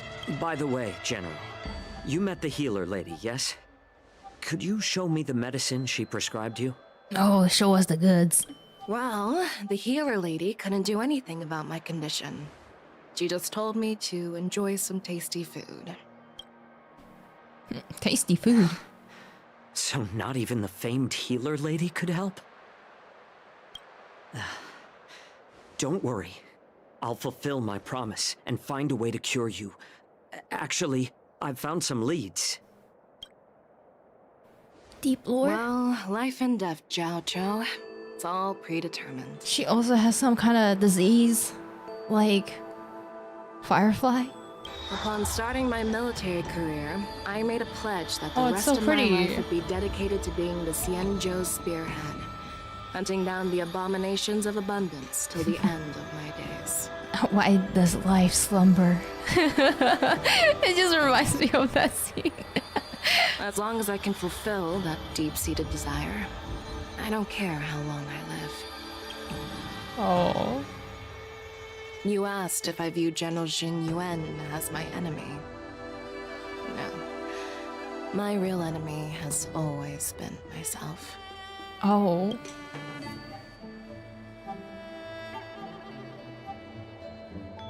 Enjoy some tasty food. So, what's for dinner tonight? Jeez. You really know how to read the room, don't you? You guys figure it out for yourselves. I'm due to catch up with an old war friend I've not seen for quite a long time. Meanwhile, Yanqing and Kuma returns to the something. Hey! Was that the Yaoqing general who just dropped in out of nowhere? Oh, she's so awesome! Hey, get in line, March. Why you always gotta eyeball the women that I eyeball with? I mean, when Yun Li swung that massive sword, she just casually blocked her attack with ease. Mine too. Yeah. But to go up against Yun Li is quite impressive, you know? That aura of heroism and grace. It almost makes me want to learn Xianzhou swordplay. Hey, yo. You think so too, right? Hell yeah. Xianzhou swordplay is really good. Like, really, really good. Can't you put a little more enthusiasm into it? Thanks for the kind words, Miss March. The Wardance is coming up, and I've been chosen to represent the Cloud Knights in the ceremony. I've had my fair share of defeats lately, and even though I know there are always more skilled swordmasters out there, seeing General Feixiao's skills today has made me feel a bit uneasy again. Yeah, she only used like 2 fingers to block your attack. Don't underestimate yourself. After all, generals won't fight in the ring during the war dance. Just remember the state of mind you had when you single-handedly took on me and Blade, putting life and death aside. With that mindset, you can prevail against most challengers. I like how March still is looking at him with that kind of look. What is that look, March? I see. Thanks for the advice, Master Dan Heng. By the way, now that today's events are over, General Jing Yuan wants to invite all of you to the Seat of Divine Foresight. He has something important to discuss. Something important? I bet it's about how to deal with the generals from the Yaoqing and the Zhuming. I really don't want to get caught up in grown-up games so soon. I just hope Generals Feixiao and Huaiyan can see the truth. We don't need any more chaos on the Luofu before the war dance. That is true. Crossing blades. Alright, I gotta take a quick bathroom break. Give me a shaking, everyone. In the meantime, look at our beautiful general in behind with this beautiful tree scenery. Be right back.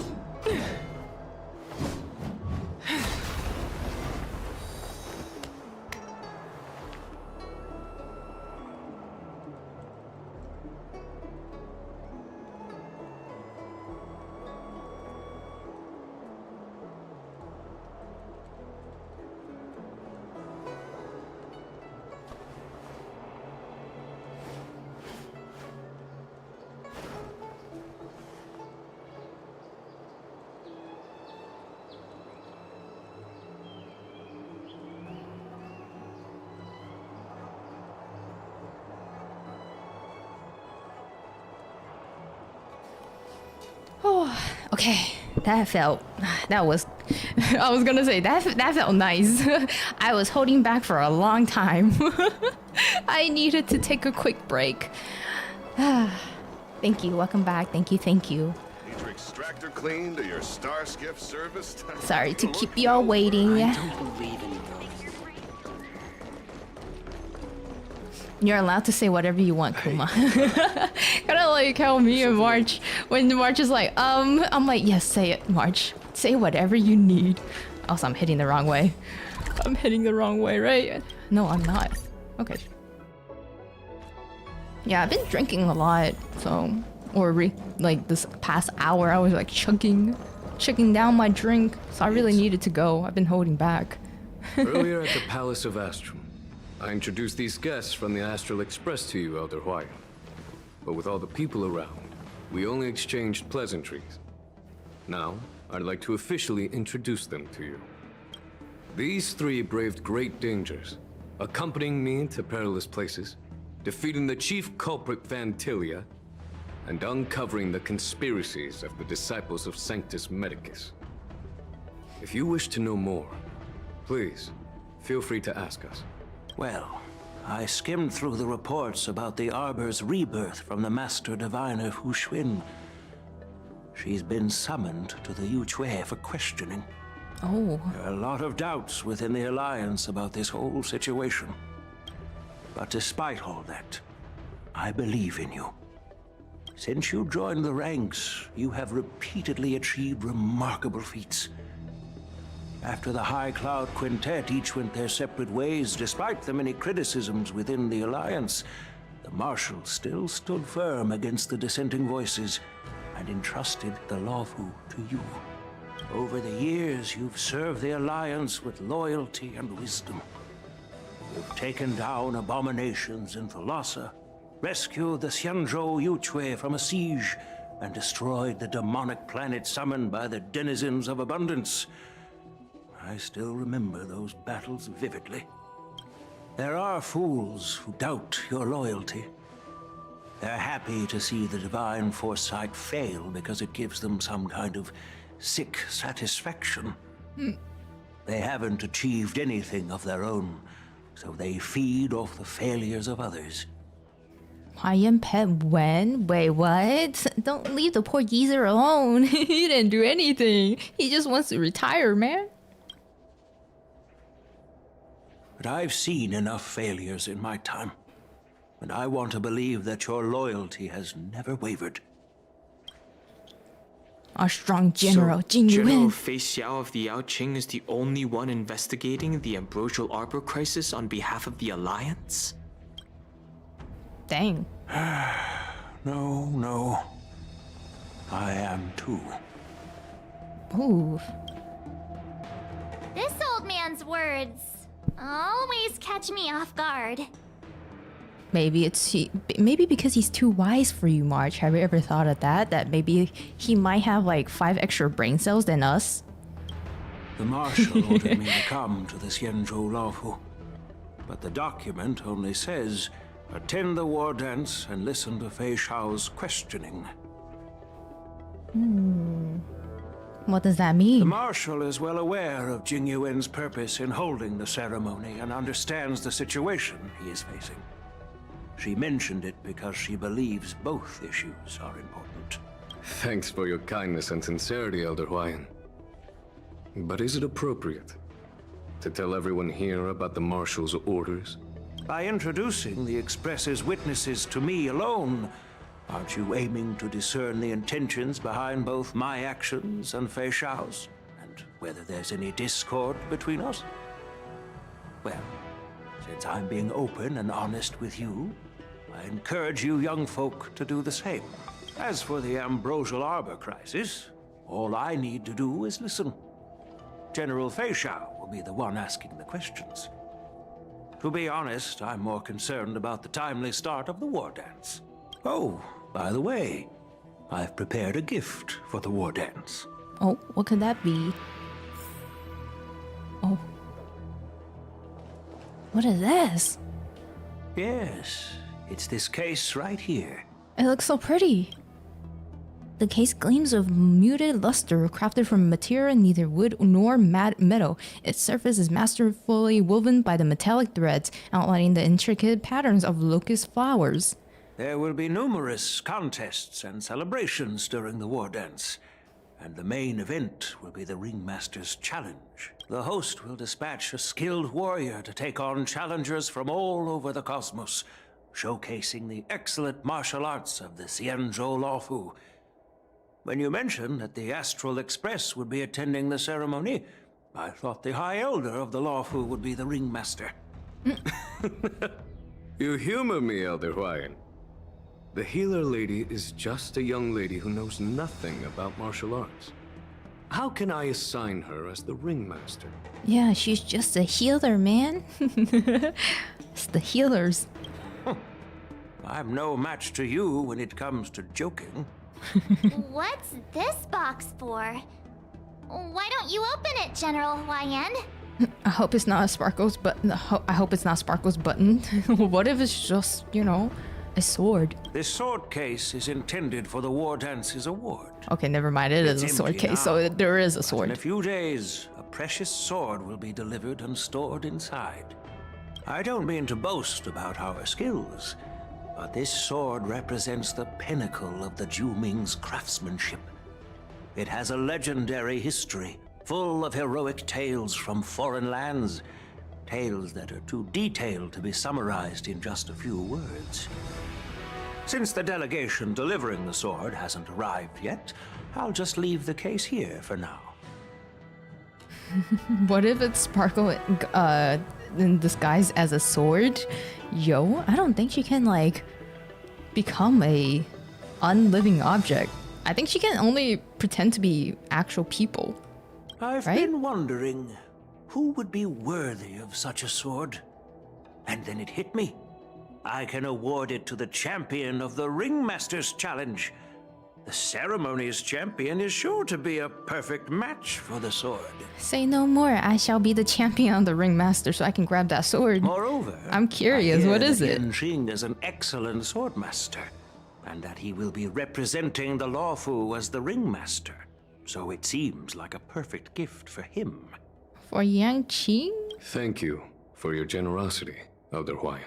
Oh, Yunli's gonna have a bunch of words for that. If you want to give me a sword, just say the word, Grandpa.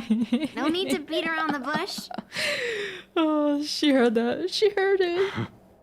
You've got confidence, my girl, but I don't think you can best Yanqing. Oh no, he's blowing. He's adding gas. Or, yeah, he's adding gas to the fire. I know you're all about swords, Miss Yunli. It's Oh, just no. a shame that it's the sword that ultimately chooses its rightful master. Oh. Yeah, and even if someone gets their hands on such a precious sword, it'll probably end up in someone else's. The outcome of our duel at the Alchemy Commission is still up in the air. Since you're interested, why don't you represent the 𝗖𝗵𝘁 𝗥𝘂𝗹𝘲𝘀 and challenge me in the ring? That's exactly what I had in mind. Nobody knows who's gonna come out on top. It could be me, could be someone else. It'll probably be me. So whatever happens, it won't be him.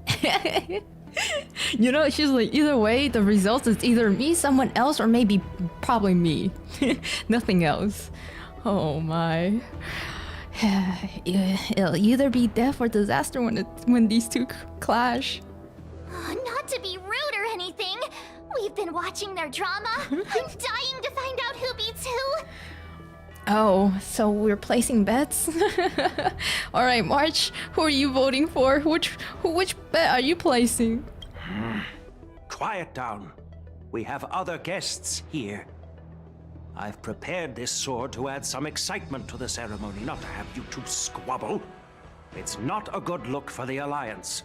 While you both seem confident that you'll win, you need to remember there can only be one winner and one loser in the ring, which could lead to hard feelings. Actually, I have an idea. What if they both win? What if it's just a tie? We don't know who the winner will be, and it might not be either of you. Yeah. But if you're eyeing that prize, you'll need to work together. I want you to take on an apprentice who will take part in the war dance and win at least one match. How does that make sense? Oh. The synchronization. In my humble opinion, while a Cloud Knight is commendable by securing victories, it's even more so to pass on your skills and spread the way of swordplay. I'd be greatly pleased if this apprentice could represent the Express in the Wardance by displaying their Cloud Knight flair and prowess. Well, Elder Huaiyan's idea is quite interesting. Yeah. Imparting swordplay skills requires teamwork, and both the winner and the loser will learn a valuable lesson regardless of the outcome. The question is, whom should the two of them take as an apprentice? Oh, March. You know, you were having a great time recently, right? I think it's about time for you to be put into the spotlight, right? Huh? Wait, me? Yeah, I think it's about time, March, for you to have a moment to yourself. You're always in the background anyways. Now is your time to shine. I noticed just now that Miss March seemed quite interested in the outcome of your sword fight. So I thought, why not teach her the art of swordplay? Yeah. Me? Watashi? Ore? Oh, wait. Are you serious, General? No, we're being dead serious. Why am I being dragged into this all of a sudden? I've never practiced swordplay before. I'm a total newbie. You really think I can learn it? Yeah. Well, you'll probably realize I have no hope and give up on me. And that'd be so embarrassing. She really said, I already gave up on myself. I don't know why you're placing hope on me. It's okay, March, you know? Just accept your fate. I believe in you. Isn't this a perfect chance for you? I remember you mentioning that you wanted to learn some sword moves. Yeah. Yeah, I did say that. But this is all happening so quickly, don't you think? Well, now you got the opportunity. There's no better time to learn. Miss March is like a piece of jade in the rough, just waiting to be shaped. The war dance is the perfect opportunity to see what heights she can reach. I appreciate your kind words, General Huaiyan. But won't teaching me swordplay be a waste of Yanqing and Yunli's time? They should be preparing for the ceremony. Oh, plus, I heard that each swordmaster has their own special moves. What if they let something slip while teaching me? If everyone knows each other's tactics, won't that mean everyone's stuck in a stalemate and unable to end their fights during the war dance? That's considerate of you, March 7th. But don't worry. It'll take you at least a decade of hard training before you can even start learning special moves. No need to freak out. A few Qiuming swordplay tricks will mean you'll be more than equipped. Really? Yeah, really. Looks like March's curiosity has been piqued. We hooked her in, guys. The whole point is to know each other's moves. Defeating your opponent in just one move? How boring would that be? Plus, what really decides a swordsman's fate isn't some special move. It's the solid fundamentals. So Miss Yunli has already agreed. What do you say, Yanqing? General, I haven't graduated yet. How can I be qualified to teach swordplay to others? So you're admitting your defeat, huh? If you're not even confident to teach, why don't you let me be the ringmaster instead? They're always like fighting each other, just picking fights all the time. Yanqing, teaching an apprentice is also a way of honing your own skills and gaining insights. You've been an apprentice for years. It's about time you looked at swordplay from another perspective. I see, General. Then count me in. Now that Yanqing has agreed too, it all comes down to Miss March giving her nod. Nod, March, nod. It's nod. up to you to make the final decision, March. Do it.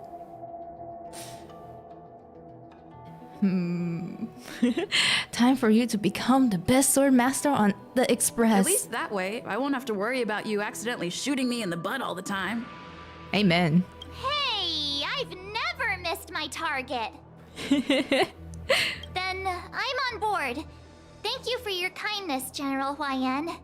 Great! Let's go! Starting tomorrow, Yanqing and Yunli will teach you the basics of the Cloud Knight's swordplay. Yunli and I will head out and purchase some sword practice equipment for Miss March. Think of it as a little initiation gift. You're too kind. Wait, you're giving me a gift? Shouldn't it be the other way around? Huaiyan, smiling silently, soon departs seat of the Divine Force with Yunli. General Huaiyan's gone. Wait, why does something feel off about what we talked about? Oh, March, you don't know what we just hooked you into. But it's okay, you know? It's fine. I think we strayed off topic. How did things even get to this point? Yeah, I brought you here because the General said he had some important matters to discuss. But how in the world did Yunli and I suddenly become Miss March's swordplay mentors? Because General Huaiyan wants us to stick around on the Luofu for some time. But aren't we here just to attend the ceremony anyway? But from his point of view, we're no different from all the other tourists who may leave at any time.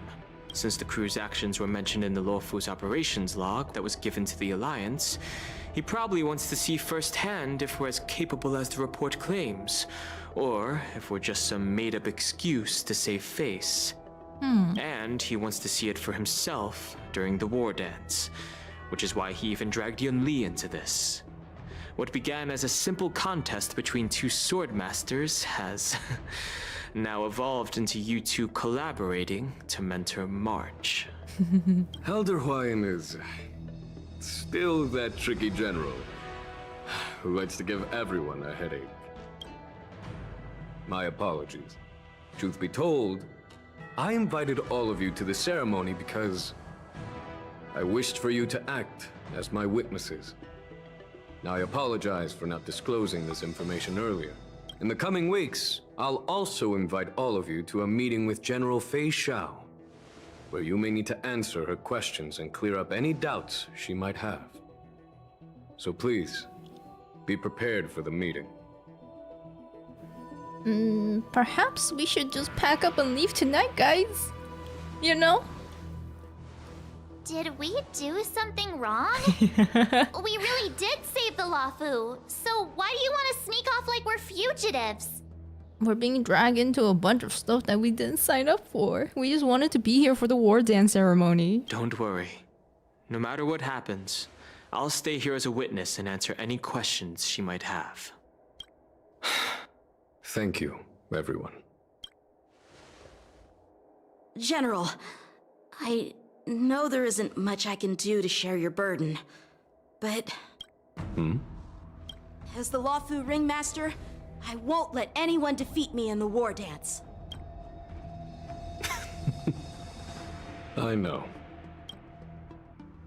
With that voice, General, you can ask me anything you want. Dang. Feixiao meets her old comrade in arms. Oh! Call waiting for me? And for so long, too? It's quite an honor. It's been a while, General Feixiao. It has been such a long time. It's been 30 years since we last saw each other. Right, Yukong? Yes. Back then, you were the vanguard of the Yaoqing's Verdant Knights, and I was a pilot of the Luofu's Rainbow Orbit Fleet. Who would have thought that upon meeting again, you'd be a general, and I'd have given up flying? Really does feel like a lifetime ago. Well, I wouldn't say I haven't seen you in 30 years. After all, your great victories are announced through the Yellow Bell resonance system every day. So I'm well aware of your great feats. How's your health holding up? Still stable, I suppose. Do you still remember the medic who saved me in battle? That healer with the odd name and peculiar temperament. What was his name again? Pichu. Was it Pichu? Or Katio? Jiao Cho. He's been my retainer and personal healer, delegated by the Alchemy Commission from the Xianzhou Yaoqing. Over the years, he's dedicated himself to managing my condition. It's thanks to him that I'm still in good health today. Pokemon? Yeah. Pichu? Given my background, I'm happy to have made it this far. I'm relieved to know that you're safe and sound. Well then, since you and Elder Huaiyan are here, I imagine you must have received orders from the Marshal? As your friend, may I ask how the Alliance intends to punish the General of the Lawfu? The Arbor's rebirth has frightened the elders who lurk behind the scenes. They fear the resurgence of abominations, much like what happened 30 years ago. Although the report from the Lawfu explained all the details, we don't know if the Ruin Legion really invaded, or how exactly the Stellaron Hunters and the Astral Express became involved. This puzzle has many missing pieces. As you know, the fugitive Jing Liu, who mysteriously disappeared many years ago, has resurfaced. This time, she has brought along an Outworlder and a coffin, claiming to offer the Marshal a method to fight against the Eons. The Lawfu Preceptor has also leveled accusations against Jing Yuan for neglecting the Alliance's principles. She asserts that Jing Yuan enabled the exiled Imbibitor Lunae to re-enter the Lawfu, thereby unlocking the lunarescent depths within Scale Gorge Waterscape, which in turn disrupted the Vidyadhara's dutiful watch over the Ambrosial Arbor. It is for these reasons that I have come here to the Lawfu today. Well, duty calls. Perhaps I shouldn't have mentioned all of this to an uninvolved person, but since we once fought together, I didn't want to keep you in the dark. Perhaps pretending you didn't hear any of this would be for the best. After everything? I understand. I'm sorry. I was out of line. I know I shouldn't be defending General Jing Yuan right now, but... well, you know how I am. The Lawfu has enjoyed centuries of stability since the end of the sedition of Imbibitor Lunae, much of which can be attributed to General Jing Yuan's masterful strategizing. Unfortunately, for a long-life species, enduring through the ages always culminates in a failure that undoes all previous achievements. A moment that our adversaries relish. That's true. And that's why I'm also here for another purpose. To visit Hoolay. Hoolay? Hoolay? You mean that Hoolay? Oh. The Borison warhead?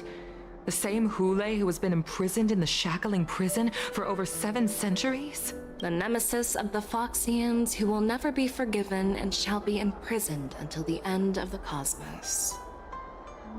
I can't quite remember the exact wording, but yes, the very same Hoolay. Usually, only emissaries from the Xianzhou Yaoqing Skyfaring Commission visit him once every century. Why do you have to visit him now, of all times? The Foxians and the Alliance made a pact to combat the abominations, aiming to achieve justice and free their kin. That werewolf monster is to be forever imprisoned in the dark recesses of the shackling prison, facing unending retribution. Given the situation on the Lawfu, those on the Yaoqing are concerned about Hulay's imprisonment. I'm afraid that the routine visit every century is no longer sufficient to ease their concerns. That's why I was sent here, to reassure them. It's all bad news. When has there ever been good news? Well, not everything. There might be a silver lining. Oh, by the way, I found some clues about the thing you asked for. Tell me more. The Verdant Knights followed the route you mentioned and discovered the wreckage of the Whistling Flame ship. Unfortunately, there were no survivors and no cargo. However, someone had already been on the scene before we arrived. Our people? Or someone from the IPC? No, neither.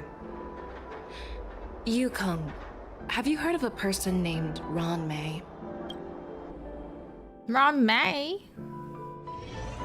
After a day of running around, you finally arrive at the Departure Inn for a well-deserved rest. Finally. This night, your restlessness for meeting the general and the bustling crowd before the Wardance keeps you from falling asleep. I have a dream? Are we dreaming again? Oh, day 2. I'm still feeling sleepy. Did I oversleep? Where did March and Don Hung go? Where did they go? Oh, what's happening here? There you are. March, show some respect to your master. Wait, what kind of master waits on their apprentice doorsteps? Well, it was a promise to General Huaiyan, after all. I woke up especially early, so I can start teaching Miss March swordplay. Hey, why are you blushing, Master Yanqing? Yeah, why is he blushing? This is, the first time someone has called me master. Oh, I need to, get used to it. Kinda wholesome. Let me make it clear. Swordplay training is about improving your body, mind, and strength. It's not a casual game you can master overnight. I promised General Huaiyan that I'd teach you Cloud Knight swordplay, so you can participate in the war dance and defeat at least one opponent. I'll do my best, but if you break your master's rules... March is always a good girl. Wait, what would he do? I'm curious. Yeah, what would you do to March? What happens if she breaks a rule? Is it too late for regrets? I'm already regretting my impulsive decision. No, it's okay, March. We're in for the ride. Honestly, I'm not sure what I'll do either, because I've never been a teacher before. So, Miss March, please behave and don't skip classes. Or complain. Well, the second part might be a little hard. You need to toughen up and train her properly, Master Yanqing. Don't go easy on her. Yeah, whip her into shape. You're so heartless. By the way, where's Yunli? I've found a quiet spot in the back garden of the Palace of Astrum for our first lesson together. March 7 waves to you and Dang Han embarking on the first lesson. Oh, wait, switching POV. Oh, it's so pretty. Seriously? It's the first day and you two are already late? Why is everyone on the Luofu so laid back? So disappointing. Master Yunli, you're already here. Sorry for keeping you waiting. Oh, wait. Were you trying to teach her in secret? That's sneaky. I'm just showing you what Luofu etiquette is all about. She might be my apprentice, but it's customary for the master to personally escort their apprentice to the place of learning. Wait, really? I always thought that it was the opposite, where the students should be, early to where they're supposed to be meeting at. As the host, I'll be teaching Miss March the essence of Luofu's swordplay. Oh, after which she'll emerge victorious in the war dance ring. Oh. You won't be complaining about Luofu's swordplay then. They're gonna start fighting and competing who's gonna teach her first, and then she's not gonna learn anything. Stand aside, rookie. Let me show you how we Zhuming sword masters treat their apprentices. Oh god. Quickly, over here, Miss March. This is a reverse mentorship gift from me to you. It's the I hope you outfit. put it to good use. What's this? Xianzhou clothing? It's so beautiful. Like you. Wow. Sword practice requires precise movements. This outfit is tailored to fit perfectly and allows for smooth movements. I even added some small accessories. I put a lot of thought into it. You're awesome, Master Yunli. Oh, Master Yunli is gaining some bonus points right here. See? See? How can you compete with me? Oh my god. I'll teach March 7th the essence of Zhuming swordplay so she can win the contest with my sword skills. Actually, I've prepared something too. Dang, March, she's just being pampered by this point with all these gifts. Huh? You have a gift for me too, Master Yanqing? Since you want to learn swordplay, Miss March, you'll need suitable weapons. So, I went out of my way to prepare a pair of swords overnight. Looks pretty. Unfortunately, I didn't have time to ask the craftsman to customize the swords for you. But I did my best to choose ones that look nice and are suitable for a beginner. I hope you like them, Miss March. And somehow, miraculously, they kind of pair well with the outfit too.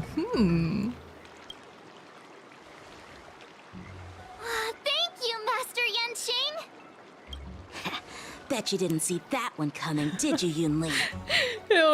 You only need to make it a contest to get Yunli to be the kindest. That is so true. Be like, well, you know, I give her more gifts than you did. The real competition is just getting started. I'm so lucky to have two great masters. But why does it feel like things are getting a bit weird? Oh, they're gonna start duking it out in front of you. Moments later. Ooh. So what do you think, masters? Does this outfit suit me?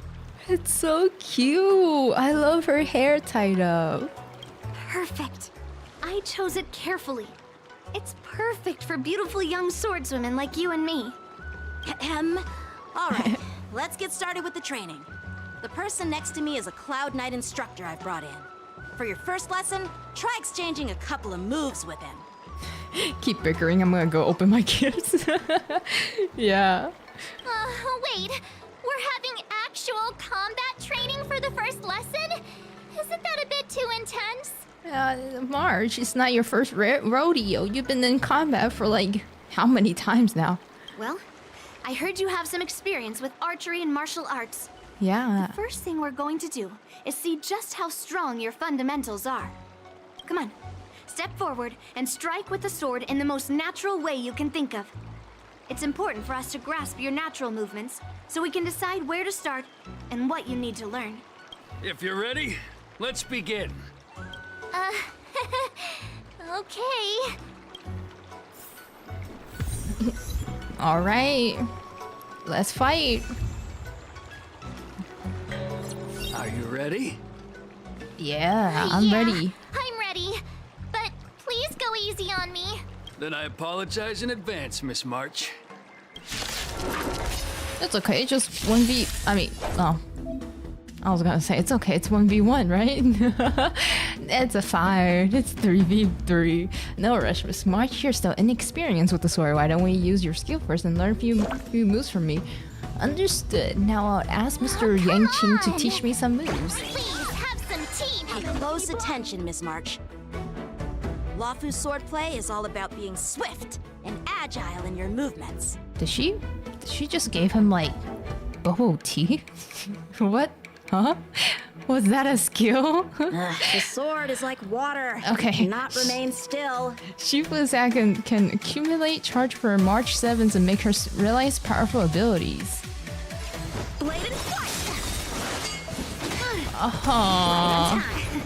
Ignore him. Strength is everything. Okay. You know, why can't I, you know...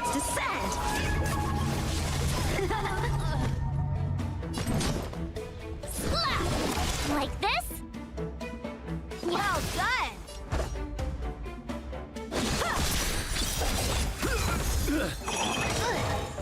Yes, you! Time for swordplay! Strike!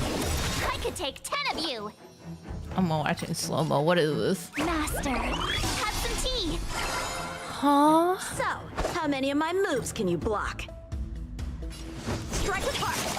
I'm starting to get the hang of it! I don't understand that skill. What did she learn? You'll make good practice. Awesome! Oh, she learned something. What did you learn? With a true heart and focused mind. Ew. Melt! Time for swordplay! Oh, they didn't hit. Okay. Bladed fight! Practice is up, swords descend!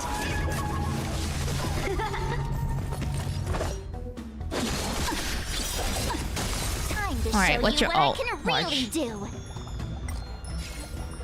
Why is she dreaming about knitting and sword? What? Azure Dragon, White Tiger, eating less What? Oh, it's so cute. Are you mumbling about? Isn't this sword technique? Shouldn't I be saying something cool? Oh. Wait, what? Wait, so single ally becomes Shifu. Oh. Eating less carb. She's holding a bubble tea in her hand. Pardon my manners. Have some bubble tea. It's just part of the training, you know? Strike apart. Ready to shine. Yeah. Yes, you. Oh, I get it. She learned something. All right, check out this move. Oh, that was cool. I didn't expect the first lesson to be so intense. Yeah, really intense. Less carbs. Miss March has quick hands and a flexible body. She's a perfect fit for practicing Lawfu swordplay. Oh, flexible body? I didn't know that. However, she lacks strength, and her strikes were a bit unfocused. But don't worry, that's totally normal for beginners. Once she starts practicing Qiuming's swordplay, she'll make heaps of progress. Given the situation, I believe Miss March should start by working on her footwork. I think we can work on both of them at the same time, right, guys? Seriously, do you actually know anything about swordplay, or what? I could ask you the same thing. Dual swords require agility. So what's more important than footwork? We can learn both. Yeah, why not both? Both sounds good. Instead of focusing on her strengths, we should address her weaknesses. The drawback of wielding two swords is not generating enough force. What good is being quick on your feet if you don't have strength? It's not like we're dancing here. Skilled sword masters know how to play to their strengths and work on their weaknesses. Start with what you're good at, then tackle your weaknesses. That's the right way to learn. I mean, both ways can work. You're quite the theorist, huh? Theorist?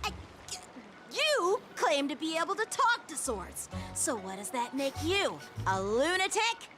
Jeez, he said, "Are you a Dailulu?" Dang, girl. Hey, it's only my first lesson, and you're already arguing. Come on, calm down, masters. I'll have to improve both my footwork and strength anyway, so it doesn't matter which one comes first. Thank you, March, for sharing the same brain cells as me. We thought the same thing. We can work on both. Both works. But it does matter. Just listen to me, March 7th.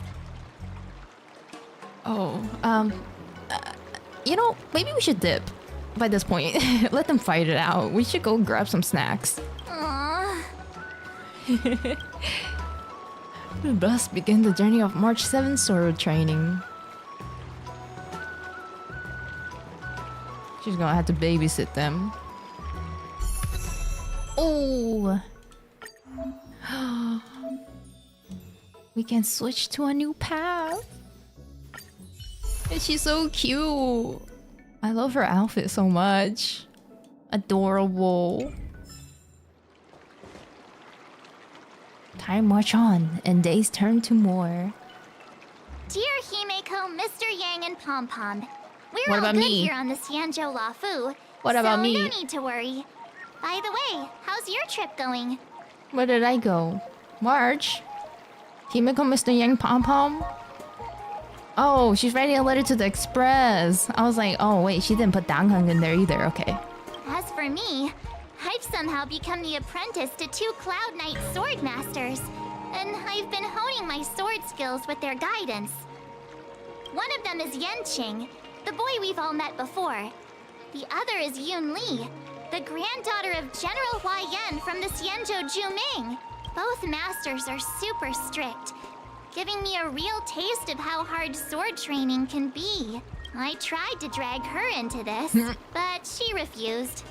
Then I tried to rope Dan Heng in, but Master Yanqing wouldn't have it. Listen, swordplay ain't for me. I am on the path of the bat, you know? I need someone to train me bat skills, not swordplay skills. Still, I didn't let the difficulty get to me. In just a few weeks, my sword skills have improved a lot. Both my masters think I have unique talents in swordplay, and are literally fighting each other to teach me their skills. Thanks to their guidance, I've actually made some progress. When I get back to the Express, I'll definitely show off my skills and impress you all. No idea how that letter gets to the train though. That is true. How do they send letters? Looking forward to your reply. Yours, March 7th. Days and night flight by the Dell as the Wardance fast approaches. Under the strict supervision of her two master, March 7 trains tirelessly, almost developing tennis elbow? That kind of sounds nasty. On that day, after the sword training. Well done. Let's call it a day.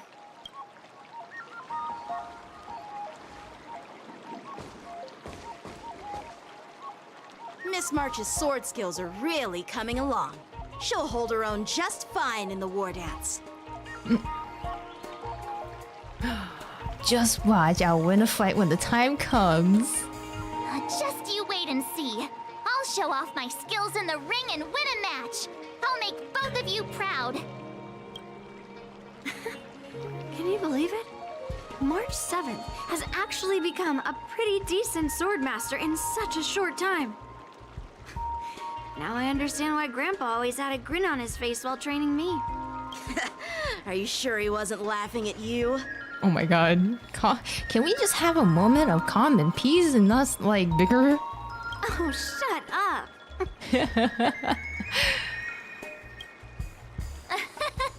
It's all thanks to your amazing guidance, Masters. Miss March, you're really getting the hang of wielding dual swords. If you're keen on advancing, trying out different Xianzhou blades can improve your touch. Oh, let me see. Which sword is the most powerful? Single sword? Great sword? Or maybe a flying sword? How many swords are there? There's no such thing as the most powerful sword. It's all about the skill of the swordmaster. Yanqing wields several flying swords, while I only wield one.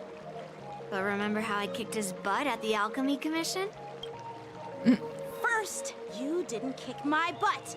Oh my Second, god. You'll never kick my butt. Third, how about we settle this right now and see who kicks whose butt? Fourth, can you stop mentioning butt in like one whole sentence? How many butts are we gonna talk about? I get it, marry already. Yeah, I'm up for that. And if I kick your butt, you'll drop out of the Wardance. Deal? At this point, they're just confessing to each other, just want each other's butt because they keep mentioning it. Why are you two arguing again? I thought things had been improving between you lately. There was talk that the leading disciples of the Luofu and Zhuming generals were supposed to face off in the Wardance, but for some reason, they suddenly teamed up to train an apprentice of their own.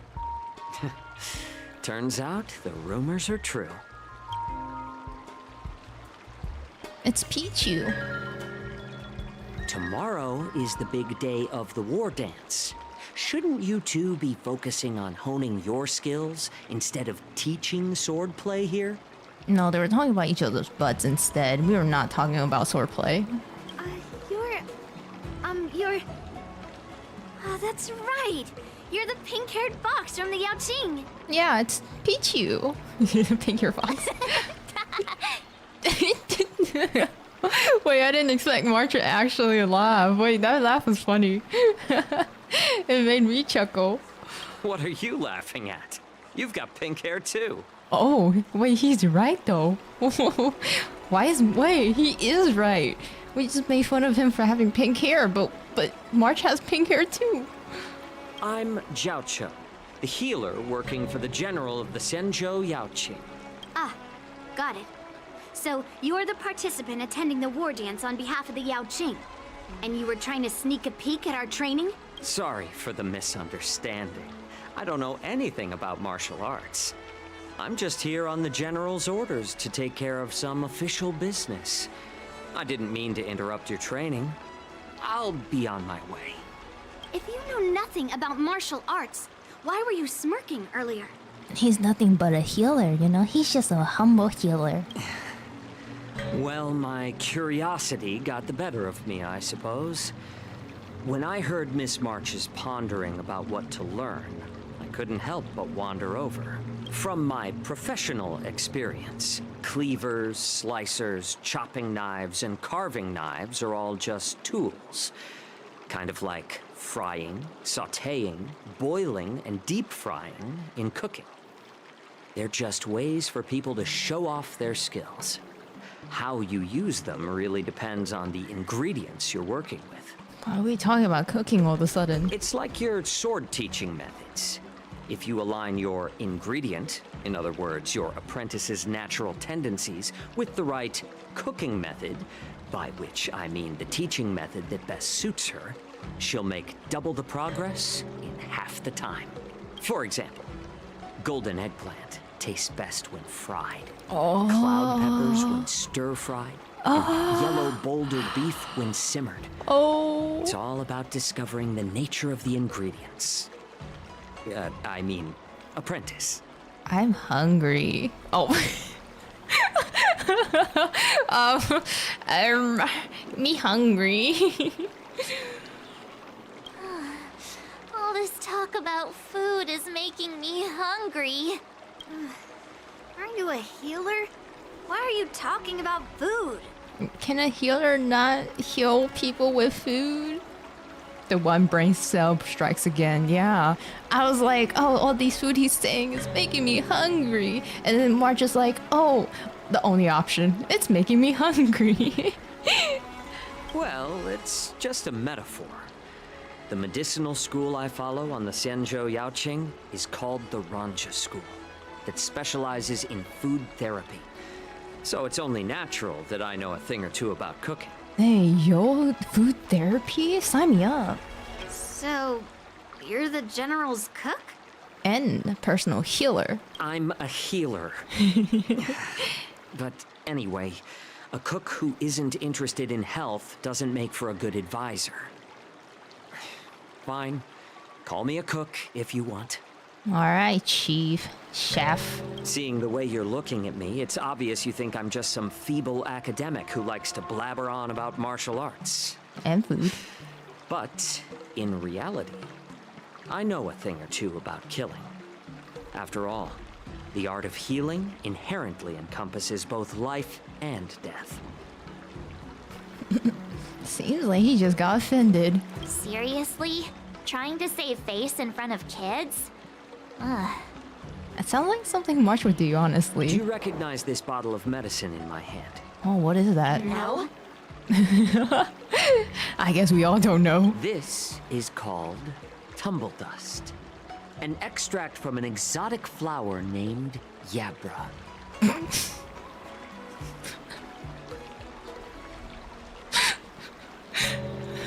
Who named that? Who named that? Yeah, bruh. I love a flower named Yeah, bruh. Is it poison? Well, it depends on how it's used. With just one drop, it's able to numb a patient's body during surgery, making them painless throughout the entire process. However, increase the dose or the potency, and it'll slow the metabolism, making the blood thin and resulting in the loss of all senses. Even long-life species cannot escape its effects. Sounds like he has experienced it. This thing can save lives or take them. It's more powerful than the swords in your hands. They probably asked the locals if they knew the name and answered, yeah, bruh. Yo, you know this flower? What is it called? It's yeah, bruh. That may be so, but still, I prefer settling things with a sword than, you know. Huh. Looks like I did get you all wrong. You're not a feeble scholar, but a sinister and despicable one. Hey, why the insults all of a sudden? I'm just sharing some medical knowledge here, not persuading you to poison anyone. Can you like share some info about the flower? Where you got it from? You get real excited when talking about poison. I can't tell if that's an honorable thing or sinister. Picture this. two individuals. The one standing is full of malice. The other lying down is honorable and righteous. How can the one who's lying down label the one standing as sinister? In the throes of combat, where life and death hinge on a singular moment, every idea fades into nothingness. The only thing that matters is staying alive. Surviving the battlefield reshapes all notions of worth, be it integrity or treachery. In my eyes, their significance is negligible. Perhaps you've underestimated Yunli and me, Mr. Qiao. We may be young, but we've seen our fair share of war. Oh, he's standing up for her, defending her. Well, well. Then you should know that the war dance is nothing more than a contest. So why are you so focused on it? Because they want to kick each other's butt. When I was appointed as the ringmaster for the war dance, I asked the general, we Cloud Knights are supposed to charge into the fray and slay enemies. Why do we have to swing swords in a ring just to please an audience? And this is how the general replied. To unsheath your sword in a ring is no different than on the battlefield, as your sword reveals the might of all Cloud Knights. The war dance is the perfect chance to showcase martial virtue and forge alliances from all over the cosmos. When we unsheath the sword without drawing blood, we not only display our might, but also the martial virtue of the Cloud Knights. That's quite an insightful statement, Yanqing. Well, my apologies for being so short-sighted. I've been on the Luofu for quite some time, but I haven't had the chance to see the ceremony venue for myself yet. Hearing you speak so highly of it has piqued my curiosity. Would you mind showing me around? You want to see the Sky Splitter ship where the war dance will be held? Let's go! I bet Yunli and Miss March haven't seen it either, right? Well then, I'll give you all a tour. Yay!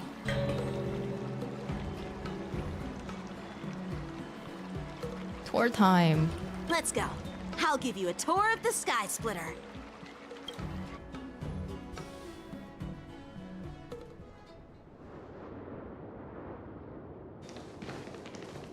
Looks like a lot of other visitors have also come to catch a glimpse of the Sky Splitter. You smell that?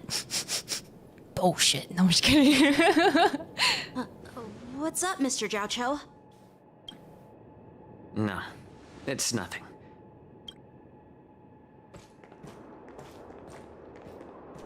Do you see that airship in the distance? That's the Sky Splitter, the venue for the war dance ceremony. It's in the sky? It doesn't look all that impressive from this distance. The Sky Splitter is actually a decommissioned Luofu military vessel. People aren't allowed on board until the war dance officially commences. Tomorrow, when the bell rings and the ceremonial cannons roar, I'll be there representing the Cloud Knights of the Xianzhou Luofu, standing in the ring, ready to take on challengers from all over the cosmos. Since I was a kid, I've been training in swordplay and the art of war under the general. Every day, I'd swing my sword 10,000 times, and then thrust it 10,000 times, repeating the process over and over. He really said actually while he was pointing his fingers. He did. Actually. I understand that I'm not like other kids. I never envied the toys and freedom they all had. I never found sword practice boring or hard, even in the thick of battle. Facing down savage abominations, I never felt scared. Each day, I could feel myself getting stronger and stronger, and I racked up countless victories. It's the best feeling in the world. He just likes beating up people. Got it. But then, I faced a really tough opponent. And just one slash shattered my confidence into 1,000 pieces. That's when I felt true fear for the first time. Maybe that's what Mr. 𝗖𝗵𝘁 meant by life and death hinge on a singular moment. Every idea fades into nothingness. After that, I had to pick up the pieces and try to put myself back together. But no matter how hard I tried, I couldn't seem to find my old happy self again. I often ask myself, why do I wield my sword? If defeat is inevitable, why do I continue to fight? Is it to reclaim the joy of victory? To meet the General's expectations? Or to secure my honor among the Cloud Knights? He likes beating people's butt like he said earlier, yep. While the General could teach me the art of swordplay, he couldn't teach me why I should keep on going. He said the reason must come from within myself. I've been struggling to find that reason. Yeah, why do you fight? But after talking with you, Mr. 𝗖𝗁, I think I already have that reason in mind. Oh, what could it be? What is As it? a member of the Cloud Knights and the General's apprentice, I've had a weight on my shoulders. And I know there's still more to shoulder. But when I wield my sword, it feels like I'm letting go of everything. I love the feeling of giving it my all, facing any obstacle in front of me, pressing forward. Yo, Yang Qing, have you ever thought about joining the Express then? The path of trailblazing? That's why I wield my sword. I feel like he could be a good fit. Yanqing. So young, yet so grown up. By the way, how old are you exactly? Yeah, how old is he? Age doesn't really matter. All sword masters will understand how I feel. I get it. Looks like all the kids on the Luofu live tough lives. So, how about you, Miss Yunli? It's not polite to ask a girl her age, no Amen. matter which Xianzhou ship you're on. I think in any kind of galaxy, it is always not polite to ask a girl her age. I'm not asking your age. I'm asking if you have a dream like Yanqing has. You don't talk like a cook. You sound more like a TV host or something. Oh. Need I repeat myself again? I'm a healer. He's like, I'm just a healer, guys. Leave me alone. Well, I don't have a dream like Yanqing does. The only reason I'm participating in the Ringmaster's Challenge is because I made a promise to my grandfather that I'd win the precious sword he's contributed to the war dance. Sounds like that mind of yours is just filled with swords. I bet you've got nothing better on your mind. Oh, sheesh. Oh, sheesh. Father was a craftsman on the Xianzhou Juming. Because of his foolishness, many innocent people fell victim to the cursed swords he forged. Oh. Since I was a kid, it's been clear to me that not everyone deserves to have a weapon in their hands. Giving them a sword is no different than being cruel to the innocent. So, whenever I come across someone unworthy of a sword, I can't help but want to take it away from them. Given that Yanqing is the war dance ringmaster, I'm stepping up to challenge him. To ensure the precious sword doesn't fall into the hands of an unworthy master. Hey, what do you mean by an unworthy master? I see. It's not easy for kids on the Juming either. Well, it's better to have a reason for wielding a sword than to be lost and confused. I've saved countless Cloud Knights in my life, and there are plenty of exceptional warriors, just like the two of you. What happened, Mr. 𝗖𝗁? Oh, nothing. I was just reminded of some old friends and old tales. Judging from my professional perspective as a healer, both of you possess remarkable vitality. Your energies flow like raging fires and mighty gales. The upcoming fight will definitely be impressive. Well, we've seen the Sky Splitter and toured the Stargazer Navalia. I guess it's time to say goodbye for now. What? You're leaving already? But you haven't asked me about my dream. I've been working hard too, you know. Yeah, alright, sorry, March. What is your dream? It's getting late, Miss March. Unlike you lot, I'm a grown-up bound by responsibilities and duties. The tasks entrusted to me by the General won't complete themselves. By the way, Yanqing, is it normal to have so many people wandering around in an automated area like the Stargazer Navalia? Actually, this is a restricted area. But since you're all guests, I made an exception, so you could take a look around. I understand. Well, I'll take my leave. I wish you both the best of luck in the ring tomorrow. Jiaoqi, Pichu, waves and then leaves. I'm gonna call him Pichu from now on. It's like, what's his name? Pichu? Seriously? I just spent so much time thinking about my dream, but he didn't even ask me. I think, okay, just say it, March. Say it. What is your dream? Less carbs? Hug pom-pom? Now that we're done with our tour of the Sky Splitter, shall we continue with our training? Why don't we take a day off? What? You want to secretly practice swordplay by yourself? Dream on. You know cramming before a fight never works out. For some reason, seeing the Sky Splitter has boosted my confidence. So, I've decided to conserve my strength for tomorrow. All right. I'll take you out of the Stargazer Navalia. We gotta leave. Through here? Where? Here?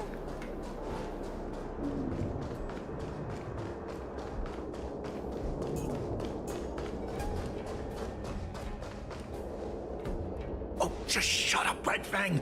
This is not a beast ship. I need some time to take care of things. You willingly donned the skin of a lowly beast to join this mission, dedicating yourself to our glorious cause. And now you're telling me you can't handle it? Do you realize how many ships we need? I think we stumbled into something we're not supposed to be hearing. I'm doing my best, all right? It takes time to figure all this out. When the guns go off tomorrow, all eyes will be on it. That'll be our only chance. How's Harzash. Who in the motherfudger world?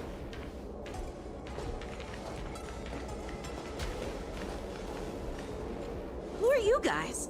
Who are you? An impromptu inspection. Why are there outsiders loitering in Stargazer Navalia? And a bunch of kids at that. What's the craftsman doing here? Hey, kids, didn't your parents ever tell you to stay away from the Stargazer Navalia? I know it's an automated facility, but it doesn't mean you can just break in and do what you want. Who are you calling kids? First of all, I'm an adult. Second, I didn't just break in. Yeah, we flew here on a star skiff. Like, whoosh!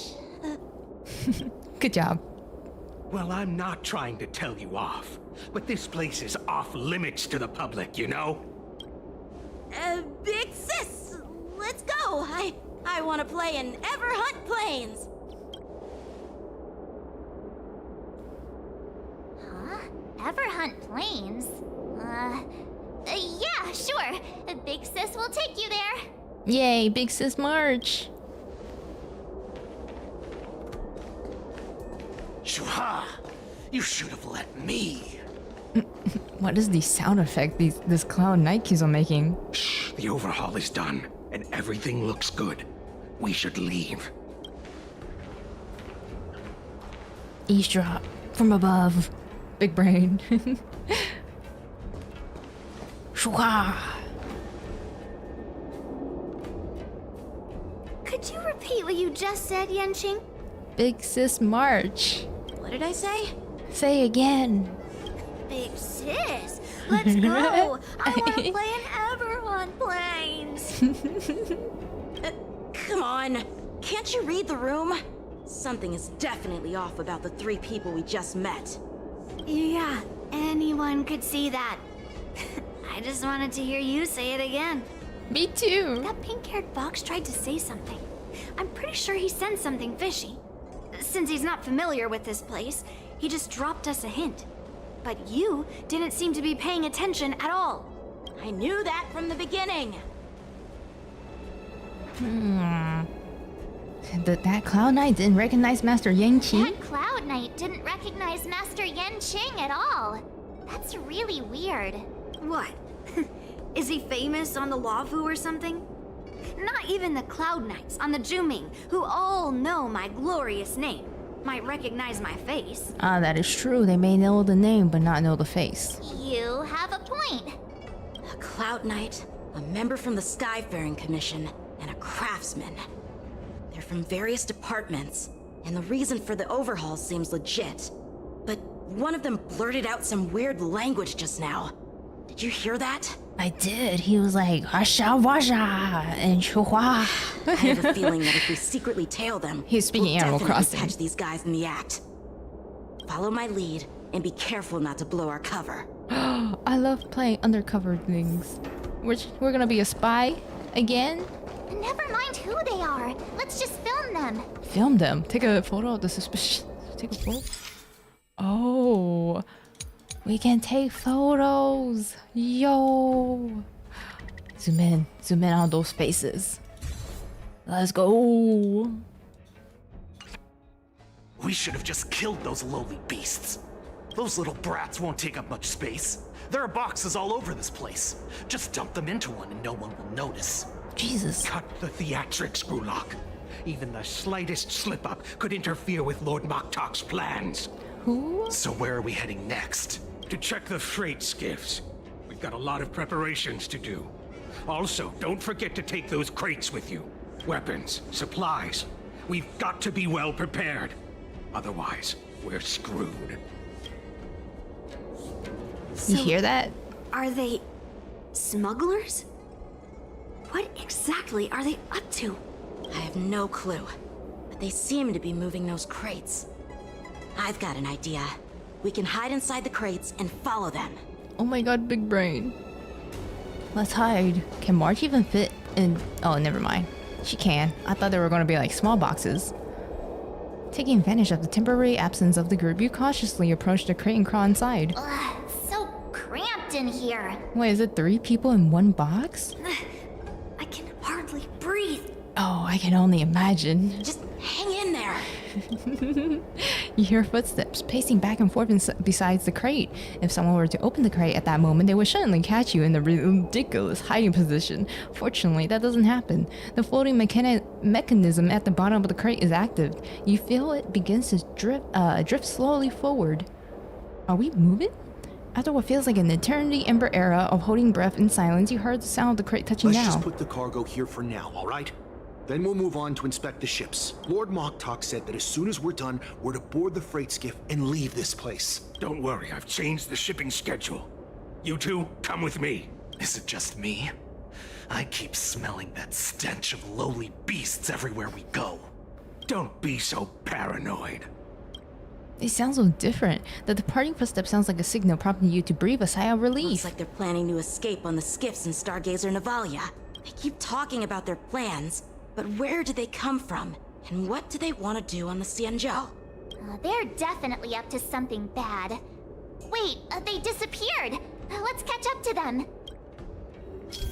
Oh, when trailblazing mode is active, the game prompter will appear on top of the screen. Please keep the target you're tailing within the your line of sight. Ooh, don't let them see you. Oh, we can be sneaky. How do I crouch? Cannot redirect. Switch to walking mode. How do I crouch? Oh, there's a certain area. I see. Breathe quietly. And make sure to keep an eye on them. Okay. Did he spot us? Quickly, hide. I just wanted to do some quick tapping. I didn't know my footstep was that loud. March, you need to lose some weight.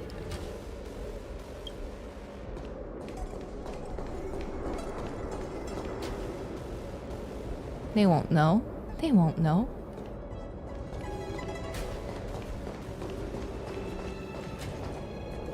I just don't gotta move when they're nearby. I don't have to hide. I can just... Oh my god, I'm sneak 100.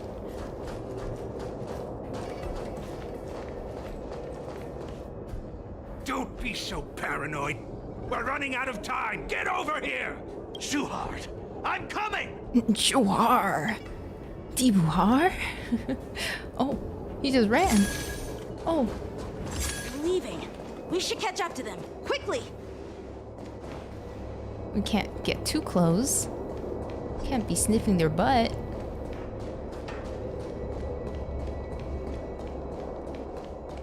Oh. What are they up to? They're all wearing official uniforms, but I'm pretty sure they're not members of the Skyfaring Commission, the Artisanship Commission, or the Cloud Knights. This is way too suspicious. They're cosplaying as Cloud Knights. Never mind who they are. Let's just film them. That way, if they do anything bad, we'll have solid evidence against them. Wow, March. She sounds like she knows how to, you know, use evidence. She's like, just keep filming them.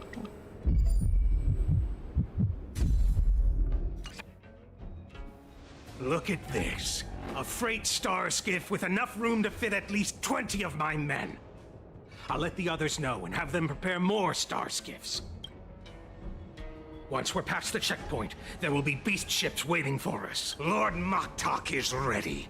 The revival of our ancient bloodline all hinges on this operation. What the hell? What did he just say? Beast ships? Quick, take another picture. Who's there? Oh, the camera. It's those brats! I told you to get rid of them, but you didn't listen, you idiot! Wipe them all out! They're the beast! Wait, they can transform or disguise themselves as humans? Oh! Oh. Why is my party like this? Where's my Feixiao? I didn't edit my team beforehand. Oh well. This is fine. This is fine. We got March on our side. To travel far.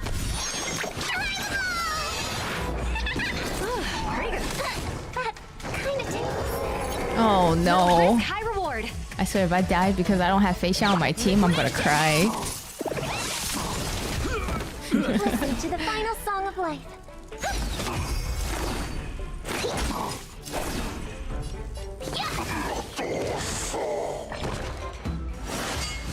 Better cut our losses. Believe in the power of the Boba team. Easy, Numby. Go, Numby! The market is unpredictable. Right! Investing in victory. Alright, we got it. The long game! We got it, we got it. I could take 10 of you. March, do your ult. Time to show you what Azure Dragon, White Tiger, less carbs. What? Less carbs. Amen.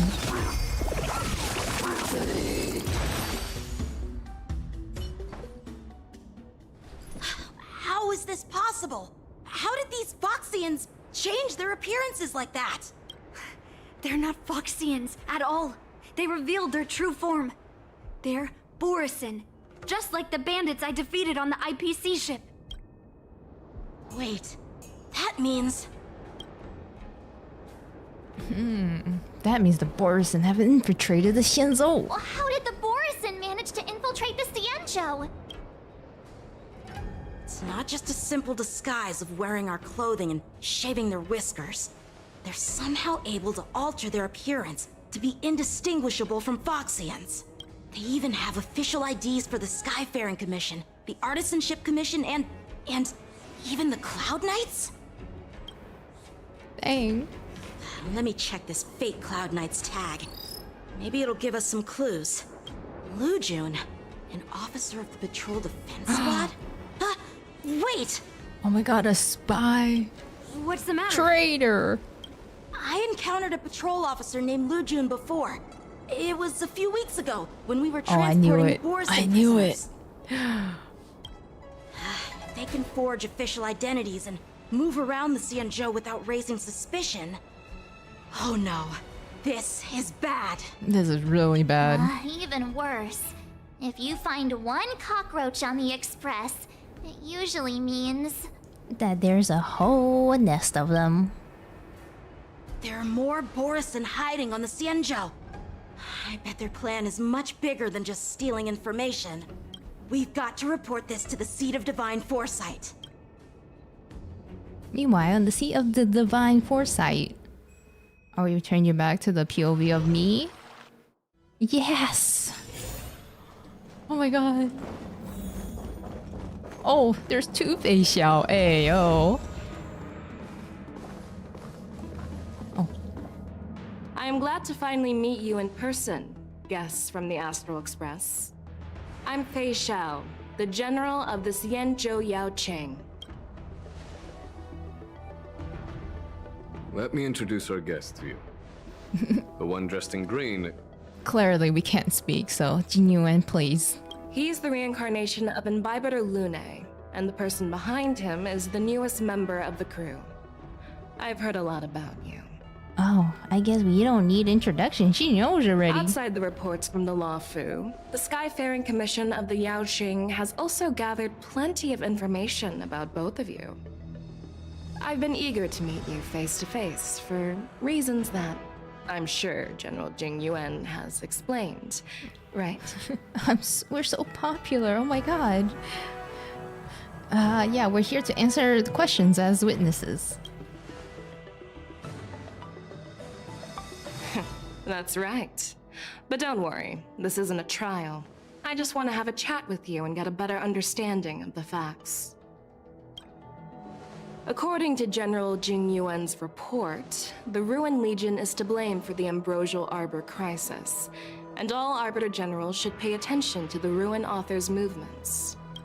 Over the years, the Destruction's minions have wreaked havoc on countless worlds, and the Alliance has been keeping an eye on them. But no one expected them to join hands with the remnants of the Abundance. The damage caused by the Ambrosial Arbor crisis was far less severe than expected, which is good news for us. However, it was quite different from the Ruin Legion's usual style of destroying life wherever they go. While I trust the bravery of the Divine Foresight and the Nameless, I'm curious about some details missing from the report. I'd like to take this chance to have an exchange with both of you. Let me be clear, the questions I'll ask might not reflect my actual thoughts, so please don't take offense if any of my questions seem a bit harsh. Please go ahead, General. But keep in mind, we can only answer based on what we know. And perhaps you already have the answers to your questions in your heart. You have a clever tongue. I like it. I'm glad Angheng is with us. Imagine if it's just me and March. Oh my god, negotiation. Claw is quite articulate. Right now, her intentions are unknown, and Jingyuan wants us to be honest. Maybe I'll just stick to the facts we know. Okay, facts Let's only. cut to the chase. Before the crisis struck, the Astral Express was guided here by a Stellaron hunter, a wanted felon, in an attempt to resolve the Stellaron crisis. However, everyone in the cosmos knows of the Stellaron hunter's reputation. So, why did you place so much trust in them? Could it be that some of you have a connection with them?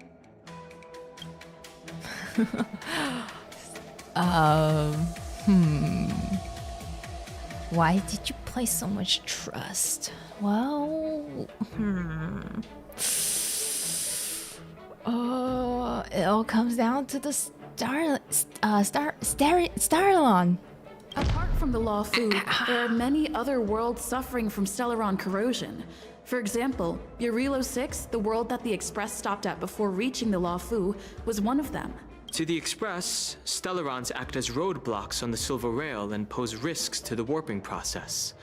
And that's why dealing with Stellaron issues is part of the duty of the Nameless. Ah, I've heard about those problems caused by Stellarons. The Express connects various worlds, so it makes sense for you to take care of this. The cosmos is a mess, and the Trailblazers are just doing their best to fix it. I understand. Let's move on to the next question. The report suggests that Don Shu, the master of the disciples of Sanctus Medicus, colluded with the Lord Ravager and used the power of the Stellaron to resurrect the Ambrosial Arbor. Yes. But here's the thing. Don Shu was just a chief alchemist. Even if she colluded with our enemies and summoned the Stellaron, how did she manage to bypass the Vitiodora guards around the Ambrosial Arbor? I personally, but like, if I tell her I know I met Don Shu, then she will doubt me, right? She'll be like, "Why did you meet the enemy? Are you siding with them?"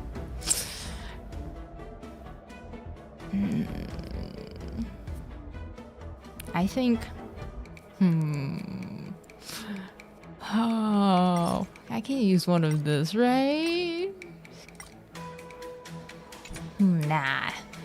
I think it's number 3. The exile and inhibitor of Luna is what led to this calamity. If the Law Fu hadn't exiled Dan Heng, leaving the Vidyadhara with no leader, they wouldn't have fallen into chaos, and there wouldn't have been the opportunity to bring the Stellaron to the roots of the Arbor unnoticed. EnVtuber Lune was exiled due to his own crimes. Now, Dan Heng, as his reincarnation, is free from his sins. However, why did he risk trespassing on the Xianzhou Law Fu before his exile was lifted? I was concerned about the safety of my companions, so I acted brazenly. I admit I was reckless at the time, but he returned despite everything.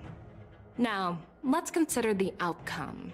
The Arbor was resurrected, and the Law Fu required a High Elder to repair the seal and suppress the plague mark. It's hard not to think about the stakes involved, right? According to the report, Lord Ravager Fantilia is the mastermind behind the entire conspiracy. Fantilia? She disguised herself as an ambassador of the Skyfaring Commission and traveled with you. She did. Only to vanish without a trace later on. It seems too convenient to label her as a scapegoat. I should use this. You silently fix your gaze on the Merlin's claw, trace a provocative smile playing at the corner of your mouth. Feixiao offers a slight smile, displaying no anger. Okay, so she disguised herself as the ambassador and vanished without a trace. It seems too convenient to label her as the scapegoat.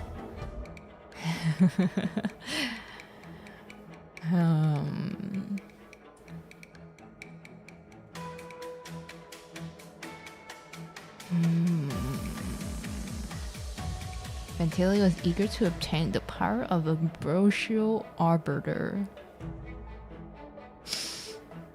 Fuxian, the diviner witnessed everything. Did she? I don't think she was there, so I think it's 3 again. Fantilia was eager to obtain the power of the Ambrosial Arbiter. So I was there, fighting Fantilia alongside General Jing Yuan. But she absorbed the power of the Ambrosial Arbor and gained an almost indestructible physical form. Perhaps that was her intention all along. So, a pawn of the destruction wanted a flesh and blood body to live in.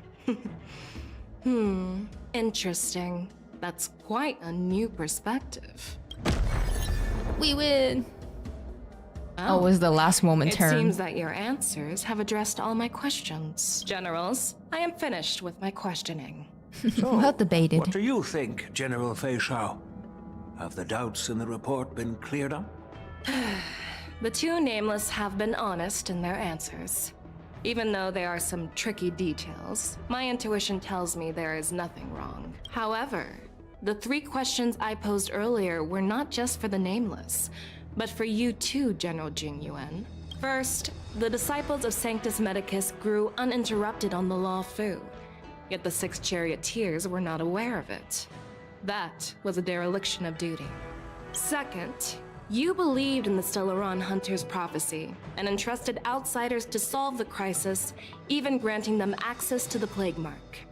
That was a dereliction of responsibility. Third, you insist on holding the Wardance right after the Ambrosial Arbor crisis, putting the Lawfu back in the spotlight. That is a dereliction of wisdom. Merlin's Claw. Is this your line of thinking, or the 10 Lords? From the moment I walked in, I made it clear that the questions I'd ask might not reflect my actual thoughts. The disciples of Sanctus Medicus were deeply rooted and had been plotting for a long time. I admit it was my negligence for not noticing it earlier. As for the Stellaron Hunter's prophecy, I didn't believe all of it, but in the end, the Law Fu did survive the Ambrosial Arbor crisis. So, I think it's safe to say that Elio's prophecy about the future holds some merit. And as for the Wardance, do you think I'm unaware of the risks? However, risks can also be opportunities. The Law Fu has lain low for too long. I believe it's time to stir up the dregs hidden in the depths and wash them away once and for all. Just as I expected from our sophisticated divine foresight. You have a way with words. I like it. Got the approval from Feixiao. But, unfortunately, ever since the report was submitted, the Alliance has been filled with rumors and speculation. Even within the Law Fu, there are people accusing you of neglecting your duties, resulting in the Ambrosial Arbor's resurrection. So what are your thoughts on all of this, General Feixiao? As a fellow Arbiter General, I fully understand the difficulties of this position. Personally, I think all these rumors are meaningless drivel. Across the sea of stars, the divine foresight knows better than anyone else what happened on the Law Fu and the meaning behind it, just as what happened on the 𝗖𝗵𝘁 𝗥𝘂𝗹𝗲 recently. Oh? You mean the 𝗖𝗵𝘁 𝗥𝘂𝗹𝗲 is also... The scouts of the Verdant Knights have sent back reports that borison are making trouble again. The borison packs that were once divided and scattered have started swallowing each other up, forming larger and larger packs. Moreover, there's an entity named Mongoose behind it all. I just read that as mangas. An entity? According to the report, this entity isn't actually a borison. It's a woman claiming to be the messenger of the Master of Immortality. Another woman? She's described as having 12 faces and 12 pairs of fangs, as cruel as poison, and as elusive as quicksand. The borison believe she'll give them a chance to rise again. Why are all these women being evil? Why hot if evil? That's Ventilia. That's right. You're lucky that I'm the one who came this time. If it were the Patina Justice or the Seer Strategist, this conversation might not be so friendly. I've always had faith in my instincts, so I don't doubt your good intentions. But the Alliance has its fair share of questions and doubts about the Law Fu. So, my plan is to come up with an acceptable answer to satisfy the Alliance. What's in this plan, General Feixiao? General Jingyuan, you already know what has to be done. But since you don't want to be the bad guy, I'll take care of it for you. You need the final word from the 10 Lords Commission to quell any doubts. And for that, I'll have to ask the 2 Nameless to visit the Shackling prison. We're going to prison? Are you imprisoning us? No, I'm not imprisoning you. Thank God. While you're there, I'll ask a judge in the 10 Lords Commission's Interrogation Division to record a detailed testimony with the karmic mirror from both of you. We'll fill in the gaps that weren't covered in the report and silence any protests within the Alliance. I'm okay with that. Me too. Your willingness to help is truly heartwarming, youngsters. I mean, what else can we do here? Then, as the Merlin's Claw requests, Oh, there's one more thing. This testimony is for silencing the voices of opposition within the Alliance. But I would like to urge General Jing-Yuan to listen to the pleas of the Foxians on the Xianzhou Yaoqing. so, you are here for Hoolay. Exactly. Hoolay is locked up in the Luofu's shackling prison. Since he is the broodlord of the Borison, I want to transfer him onto the Xianzhou Yaoqing and imprison him there. The recent movements of the Borison suggest they're planning something big, so we must act preemptively. It makes sense to have the Foxians keep an eye on their arch-nemesis. Since you trust my judgment, I'll repay that trust. What do you think about all this, General Huaiyan? Hoolay. I was worried this would turn into a heated argument, but it seems like both of you are on the same page, solving each other's problems. I couldn't have asked for a better outcome. And as for Hoolay, I'll send my lieutenants Zhao Chou and Moza to check on his condition in prison and ready him for transport. If there are no more questions, shall we get this started? Let's get this party started.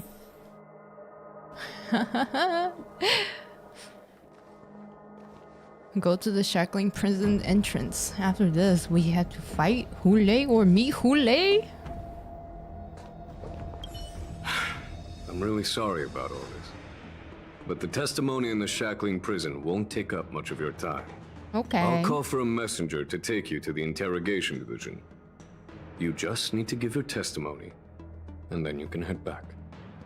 So no need to worry. Why do I have a feeling that it's not gonna be that simple? As you wish, General. Alright.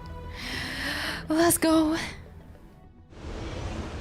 Sometime later, Scar's gift carrying you and Danghan to a place that looks strikingly familiar. Oh my gosh, we're back to prison. As General Jing-Yuan requested, everything is prepared for your arrival, and I am here to receive you. Oh, is the this judges place? at the Interrogation Division also know your purpose in coming. His ears. Alright. The shackling prison. I didn't expect to be back here after all these years. Danheng. Welcome back home, Dangheng. I'm just kidding. Don't worry about me. If you're ready, I'll open the gate for you. Once I step through that door, I'll be inside the prison? Exactly. Please come on in, dear guests. Oh my god, just like a tour. We're ready to go in. Oh, those are some fancy guards. Oh. Oh, look at these guards. Oh. Oh. I approve. I approve. Whoa. What? Wait. Oh. Oh. I like how all these guards are females. Really specific.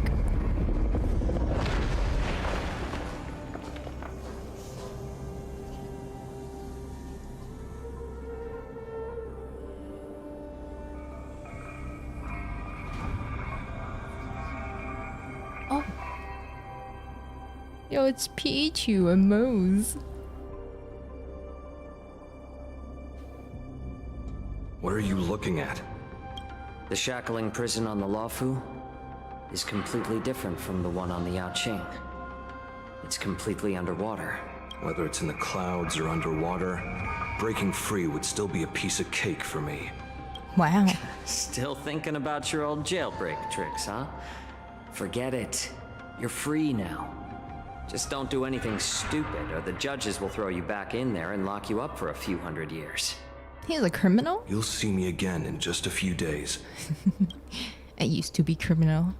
Taking Hoolay back to the Yaoqing means a lot to the Foxians on the ship, and to the General herself. So stay alert. Oh. Guests, my name is 𝗖𝗵𝘁, and I'm here on orders from the Incarceration Division of the Ten Lords Commission. Yo, a rare character appearance again. She only appeared like few seconds before. We're 𝗖𝗵𝘁 General Feixiao sent us to extradite the borison criminal Hoolay to the Yaoqing.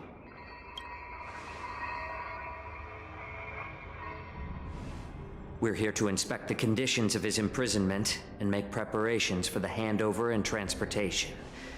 I assume you've been briefed, Your Honor. Your visit request has been approved. I'll be your guide for this trip. Prisoner Hoolay, the warhead and brood lord of the borison abominations of abundance and the arch-nemesis of the Foxians, is responsible for 2,123 wars of aggression and countless associated crimes. Due to his heinous acts, he has been imprisoned in the depths of the shackling prison and subjected to the punishment of the Forest of Swords until the end of time. He shall never be pardoned.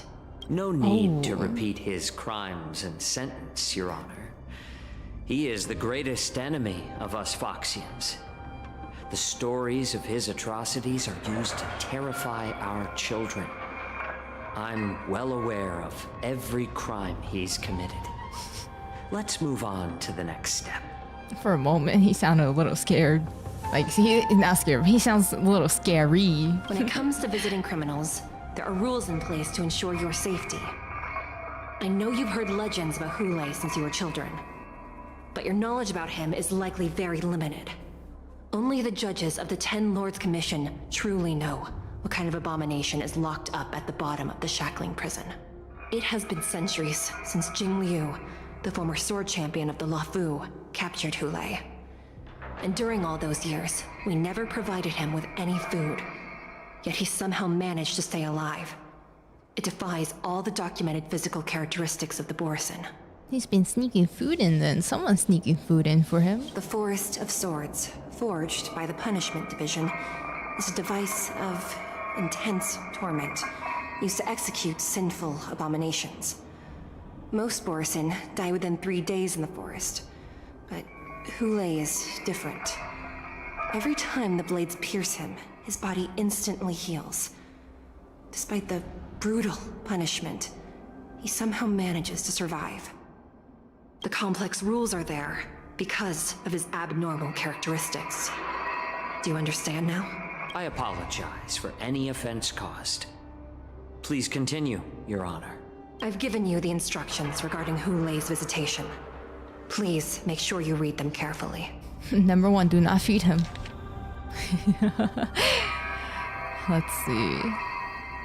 Anyone who contacts or converses with this prisoner must take poison-proof pellets or wear a breathing mask. Oh, so he's stanky. Ooh, okay. And do not mention Qing Liu when conversing with this prisoner. And please, take this pellet before proceeding. Nom nom nom. No, I'm not taking random medicine. Mose, take your goddamn medicine, you kid. Take it. Then you won't be allowed to visit Hoolay. Just eat it. Just swallow it already.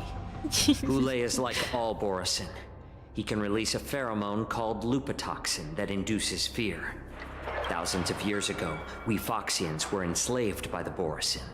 Not because we were naturally weaker, but because of their 𝗵𝘵. This pill is for our own mental well-being. I understand. I knew you were a reasonable person. Now that we've taken the medicine, let's proceed.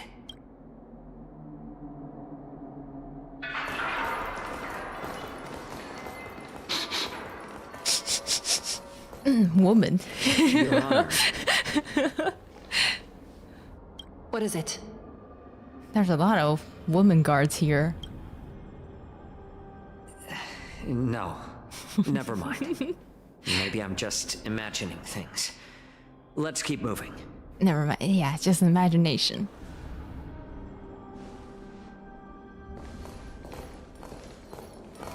Dang. That help. Here we are. Her Honor hasn't arrived yet. Please wait a moment. Oh. What is this? Investigate. Oh, looking down, you see a honeycomb of the densely packed prison cell extending deep into the darkness beyond your view. You hazard a guess on the number of the prisoners that are probably capable of holding here. 3,000? 30,000? 300,000? Wait, this may not even be the entire shackling prison. I only know up to 30,000 apparently. What was it? 100,000? Something like that?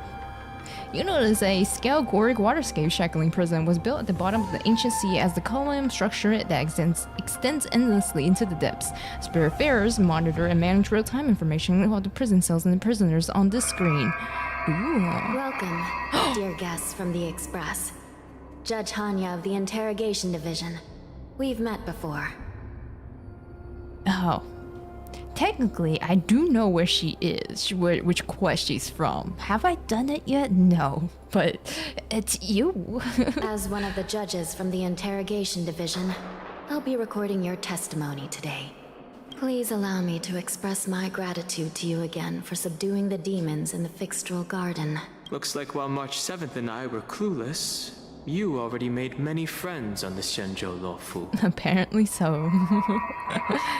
Even though you and I have met before, we can't show any favoritism under the 10 Lords. So, please do as I command as we head to Scrivener Hall and beyond. Don't do anything without my permission. This is not a place for ordinary mortals. You and Mr. Danheng, please come with me. Please lead the way, Your Honor. Please let me activate the mechanism before we all move forward. And please, watch your steps. Kuma is a master of not meeting characters and then having the characters show up and talk about how much you've met them already. Yeah. They're like, oh my gosh, it's you. And I'm like, who? It's fine. You know, getting to know them. Somehow, eventually, one way or the other, I'm gonna see them again. This way. Oh, this place is huge. It's you from the... All these guards, though, they look so fancy. Sometimes it's nice to slow down a bit. There's a big door. Are we gonna finally meet Hoolay?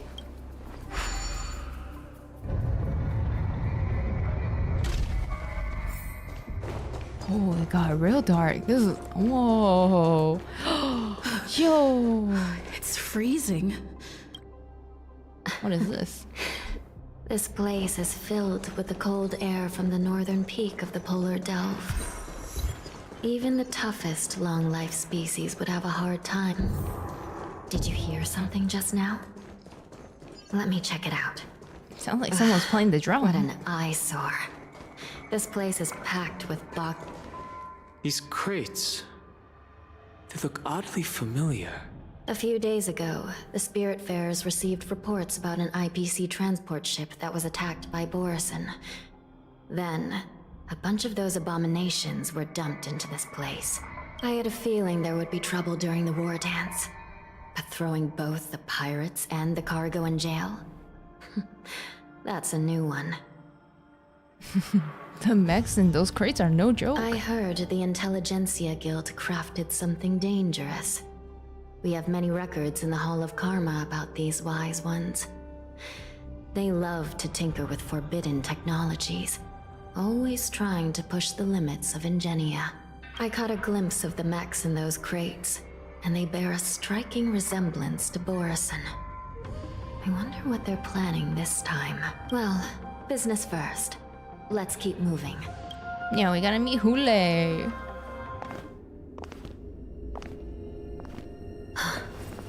Strange. I don't remember checking the containment facilities a second time. Oh no.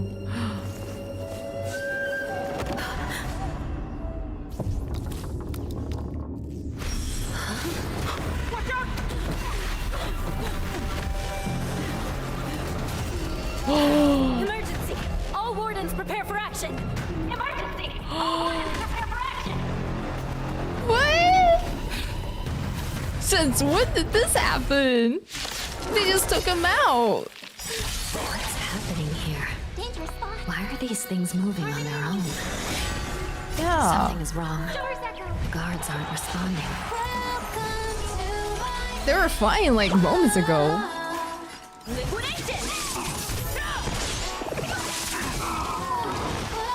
Show me what you can do. I'll give you 5 seconds. The fearless knows not fear. I won't fear.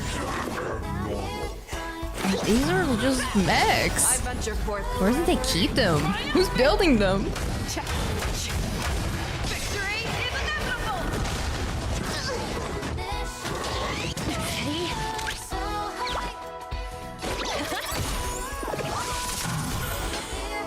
Never hesitate. You love. Damaged.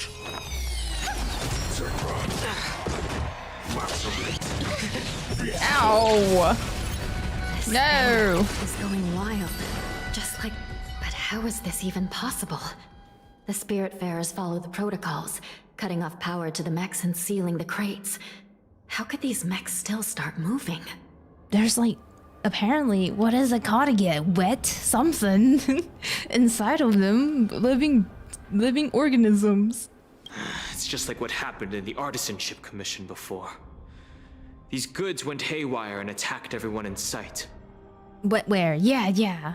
Lingsha mentioned there was some kind of biological tissue inside the mechs.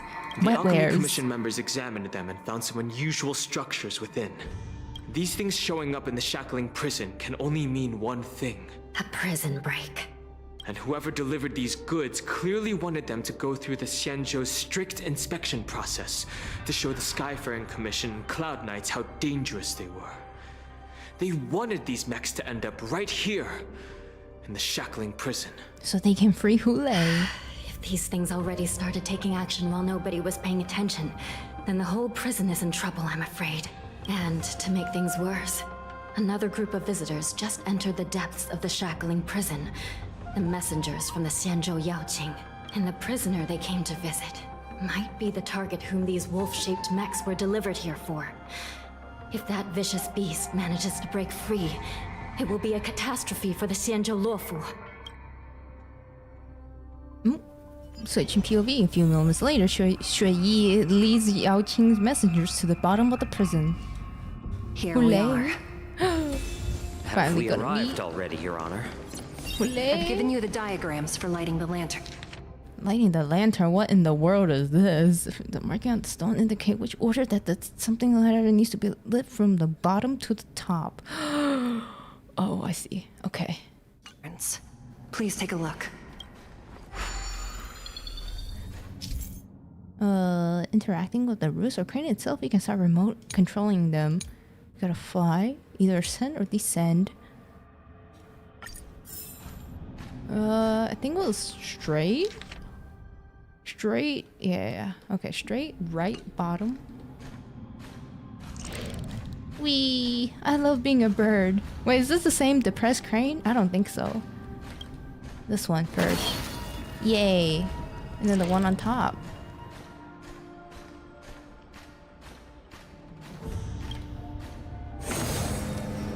And then, oh.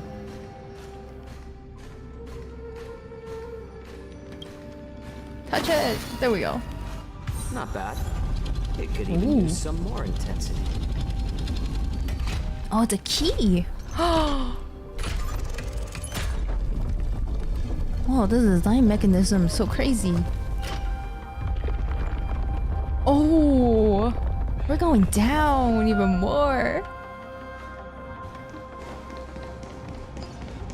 The path is open. Once we descend to the bottom of the prison, please do not do anything reckless. Oh, I hear him. I might want to change my team up real quick. Oh, let's see. Team lineup. Let me put in Feixiao. Zhao Cho. Oh, I like how she said his name. Inside the delve behind this door is the greatest enemy of the Foxians, Hoolay.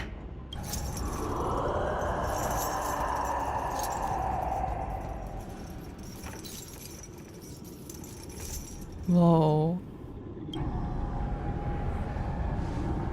A According to custom, envoys from the Yaoqing visit the Xianzhou Lafu once every century to check on this abomination's imprisonment and condition. Even though the Ten Lords Commission sentenced Hoolay to the Forest of Swords, suffering every day for the rest of his life, I understand that the Yaoqing messengers want to see him dead. Unfortunately, for the past 7 centuries, they've had to return disappointed. Because this beast simply can't be killed. Immortal? If we can use his toxin to create medicine and save an innocent life, it might help balance out some of the sins he's committed.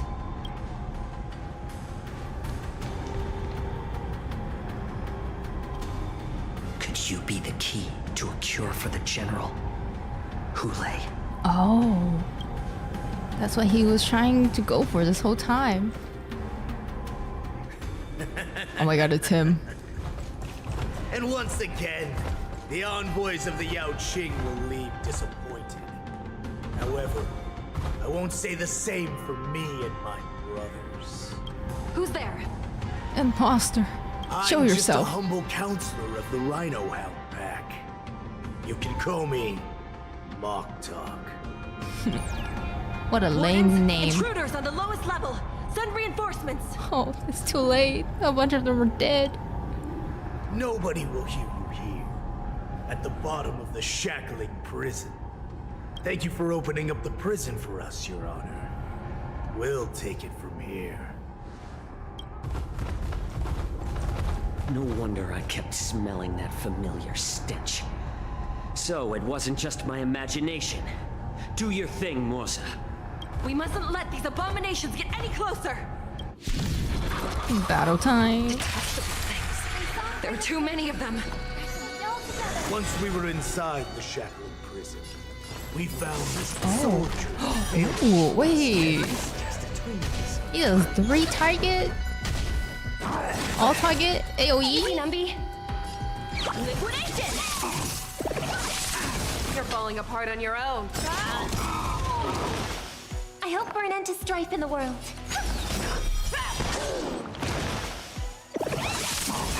I suggest you surrender. It's better to make no move. No. Of course. I'll still kill you all. Oh, let's see. Robin, sing, please. He heals, right? He's a healer. By your presence. No, wait, he's a healer. Right? Is he not a healer? Since you're already here, why not have a meal before you No risk, high reward. Not in battle? Wait, so he's not a healer? No, literally this whole time I thought he was a healer. Like, he actually heals. That's why I removed my healer from my team, because I was like, I don't need 2 healers, right? Never hesitate! How presumptuous. Die now! Leave if you can, 𝗵𝘁. It's not time yet. I'm a healer, but Strike first. He's not a healer. It's crazy. The market is unpredictable. Investing in victory means playing. You failed to debate. I did. This whole time he was like, I'm a healer, guys. I swear. Better cut our losses. I can't believe I got debated.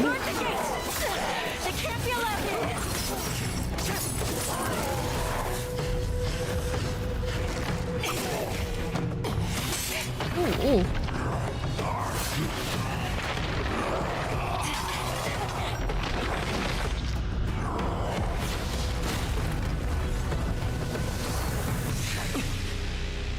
Hoolay? Oh, whoa. He's escaping. What do we do? What do we do?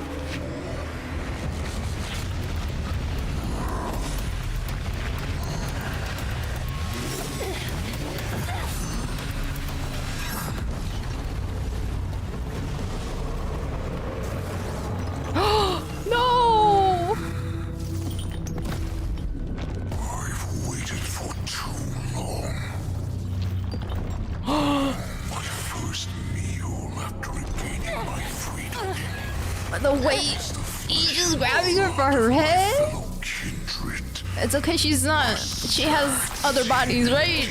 She's just a machine, an android. Welcome back. She's just an android, right? It's okay. She's not dead, right? Oh no. I swear to God, every single time they get, like, they quote-unquote kill a character, I'm just like, no way. Since our last hunt. Duran's whelp. Tell me your name. Oh, great Hoolay, nemesis of the Feixians and the hunter of all beings.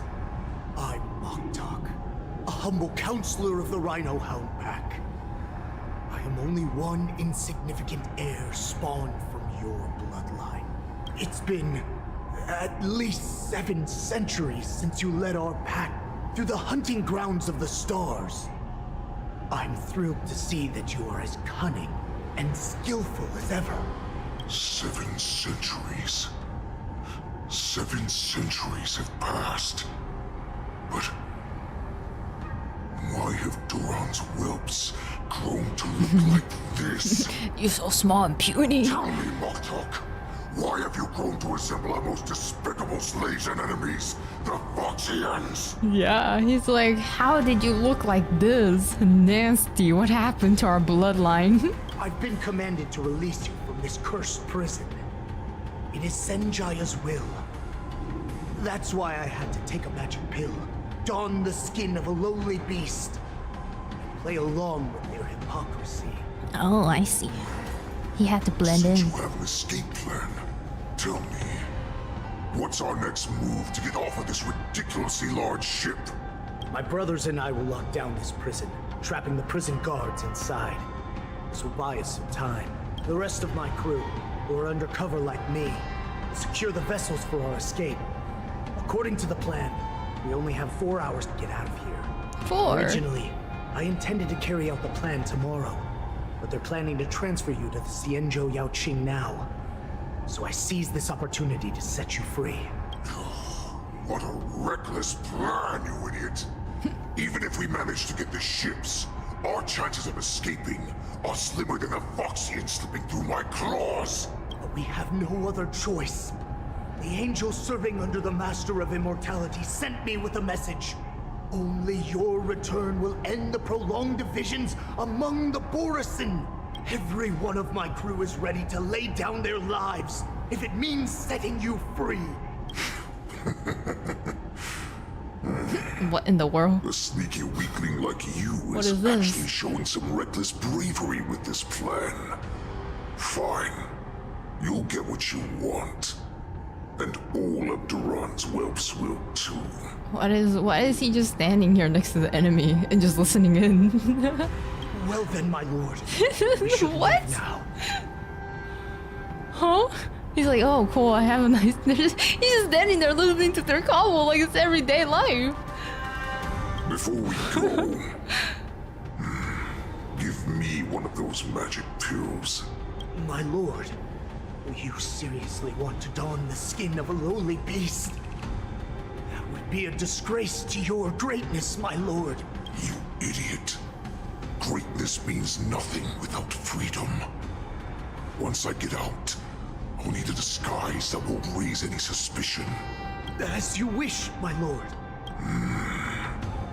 Is that Feixian slave my meal? Yes. No, he's an envoy from the 𝗖𝗵𝘁. I plead you to endure him a bit, my lord, as he's more valuable as a hostage. Take him, guys. Time to move out. Oh, hostage. No, our healer. At the same time, Kuma and Hanya realize the situation in the prison is out of Madam control. Hanya, the wardens in all areas are regrouping. Those Ingenium enemies are wandering around and causing heavy casualties. And to make things worse, those iron wolves broke open the cages and let the criminals out. We've called for backup, but it seems like all communication is jammed. Let's preserve our strength and first take down the isolated prisoners. By decree of the 10 lords, all prison breakers and intruders shall be apprehended, dead or alive. Wait, us too? Wait, Just a huh? short time Oh wait, ago, another key breakers, okay. mechanism was We're activated. visitors, it's fine. It was probably Madame 𝗁 and the 𝗖𝗵𝘁 messengers, heading to the bottom of the prison. Given the situation, I'm afraid that area is exactly where our enemies are targeting. We mustn't let that vile beast escape from its cage. We've gathered all the prison guards who can still fight, and we'll split up and secure each floor. Go! Those intruders are quite bold. They must have been planning this for quite a while.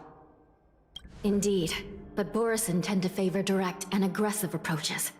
Crafting careful and precise plans like this is simply not their style. Too much brain cells happening. What's going on? Let's focus on the current situation right now. Please help me. Of course. I'm the trailblazer after all. Looks like we had to wait for the testimony, huh? What's the fastest way to the bottom of this prison, Miss Hanya? If we don't get there quickly, we'll soon be outnumbered by all the enemies inside. We'll have to bend the rules. Please, follow me. I love bending the rules.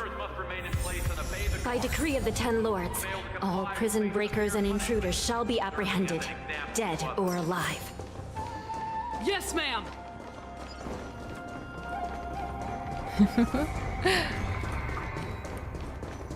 Dang, I feel like that prison isn't Hold like your position here. sturdy if you can just break out Yes, like that ma'am. with few people. Alright, We need elevator? a few tools if we want to reach the bottom quickly. Tools? What do we gotta do? Follow me to the next floor. This is not elevator? Cut off. Someone must have altered the mechanism. No matter. It'll just require a bit more work to get through. More puzzle, you mean? What in the world? Oh. Oh. I see, I see. We just gotta keep, going down, spinning it, going down, spinning it, right? Some spiritfarers occasionally use ingenia from the Artisanship Commission to navigate the treacherous terrain here. Normally, using devices like the shifting screen is strictly forbidden, as they could help prisoners escape.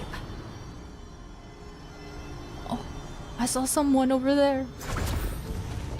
Oh, But no, not the guards. given the urgency of the situation, the nether key has been activated. I hope we're not too late. Oh, we're getting Hang close. in there, sister. We're getting close. Oh, well, bad news about your sister. You see, she was kind of picked up and tossed around.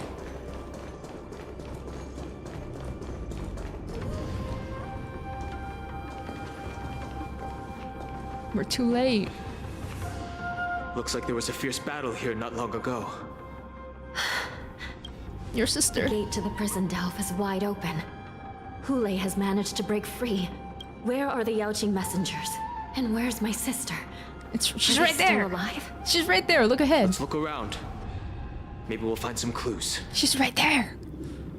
She's right here. She's right here. She's right here. Huaiyan is here.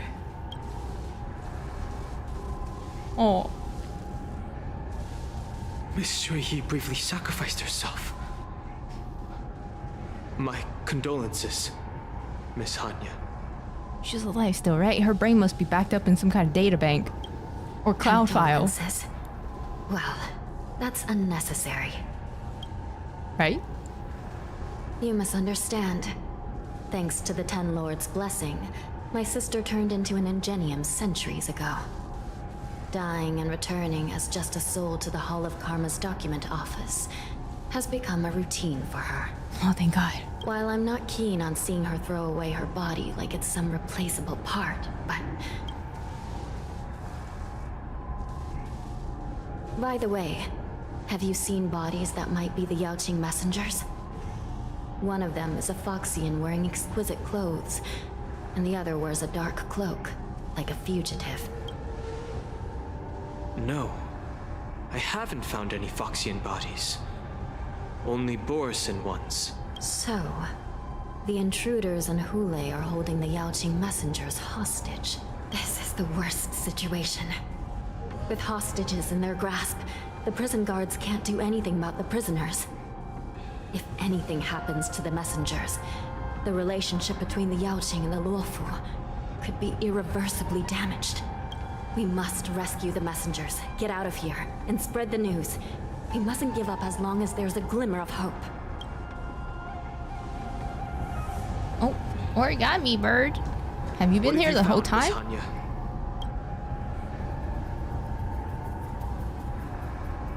Why is it just staring at us? Sister! A cyber specter! I don't know what that is, but... Reconstruct. Oh, she's in there. It's my sister. Looks like her soul hasn't returned to the Hall of Karma yet. At such a critical moment, her death can give us information that we can turn into an advantage. Let me see. The damage isn't too bad. If I can fix it up, my sister will have a temporary body. Alright, repair. Oh my god, it's this thing again. Okay, do I remember how to play? How to do this? No, not really. Huh.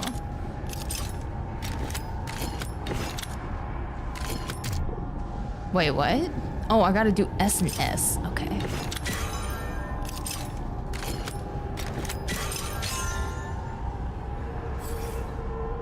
Hanya, I'm back. Welcome back. Welcome back, sister. I don't know what kind of expression I should have at a time like this. Happy? Tears of joy? Forget it. I'm used to you coming back in all sorts of forms. Aw, wholesome. Your new form is kinda cute. Now is not the time for jokes. Can I not compliment a girl? This cycrane can't hold all of me. Sister, what did you see when you were killed? Through the intermit in its delivery, the crane provides you details, basically. Escaped, and the other one was taken hostage and brought upwards? Besides the borison, there were other intruders. Invisible. Invisible intruders? What does that even mean? How many conspiracies are tangled up in this mess? Do me a favor, sister. The intruders have cut off all communication between inside and outside the prison. And now you're the only person, the only bird who can slip out undetected.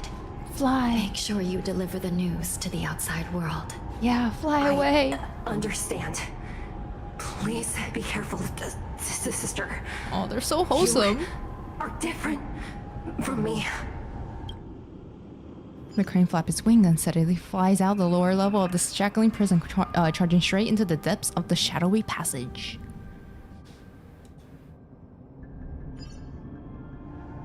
Time is running out, Miss Hanya. If we keep delaying, this borison will escape from the prison. All right. Can I pursue if we the trail? happen to come Okay. across that Yaoqing messenger who got away, I had to go in front of it. no. Stopping Hoolay should probably be our top priority. Can I TP? Can I? Should I? Where is it on the map? No, I cannot TP. Okay. Just gotta head out. Oh, lava.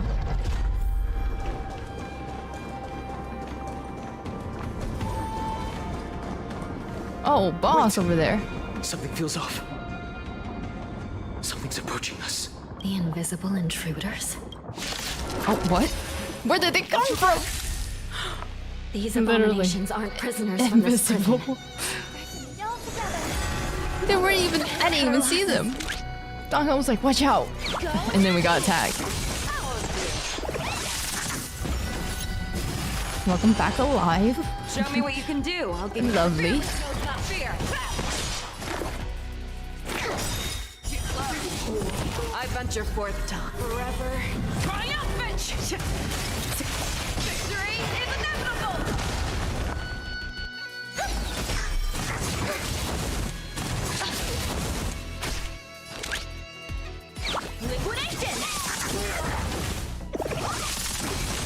We love Numby. May song bring us.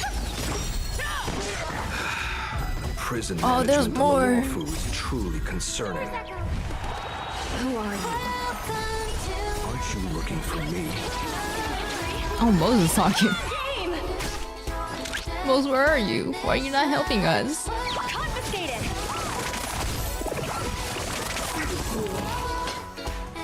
Never hesitate! I venture forth to forever. Triumphant! Victory is inevitable!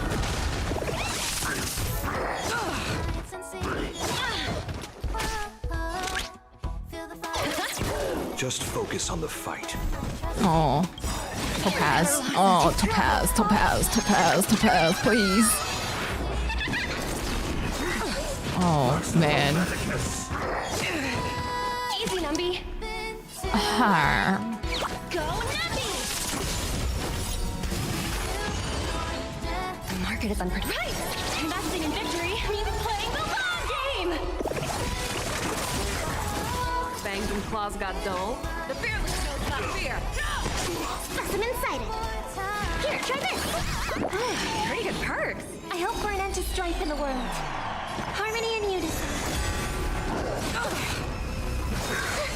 A miracle.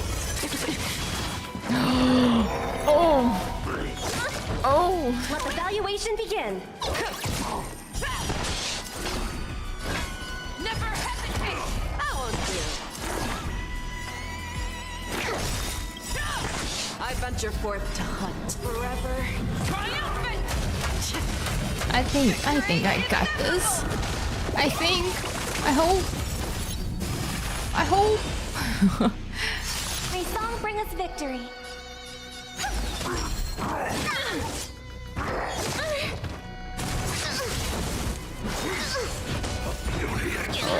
Whoa, whoa, whoa, whoa, whoa. Calm down, calm down. Come on. Robin. Stay safe. Robin's ult is so close. Show me what you can do. The fearless knows not fear. I hope for an end to strife. Too slow. Okay, never mind. We got it. We got it. Yeah, it's over already. Fast enough for you. Oh, thank God we're not facing that boss over there. Oh, Mose. Hello. He's so edgy. Look at him. The way he's standing. The man seems to materialize from the shadow corner of the prison. As if he could vanish into thin air at any moment.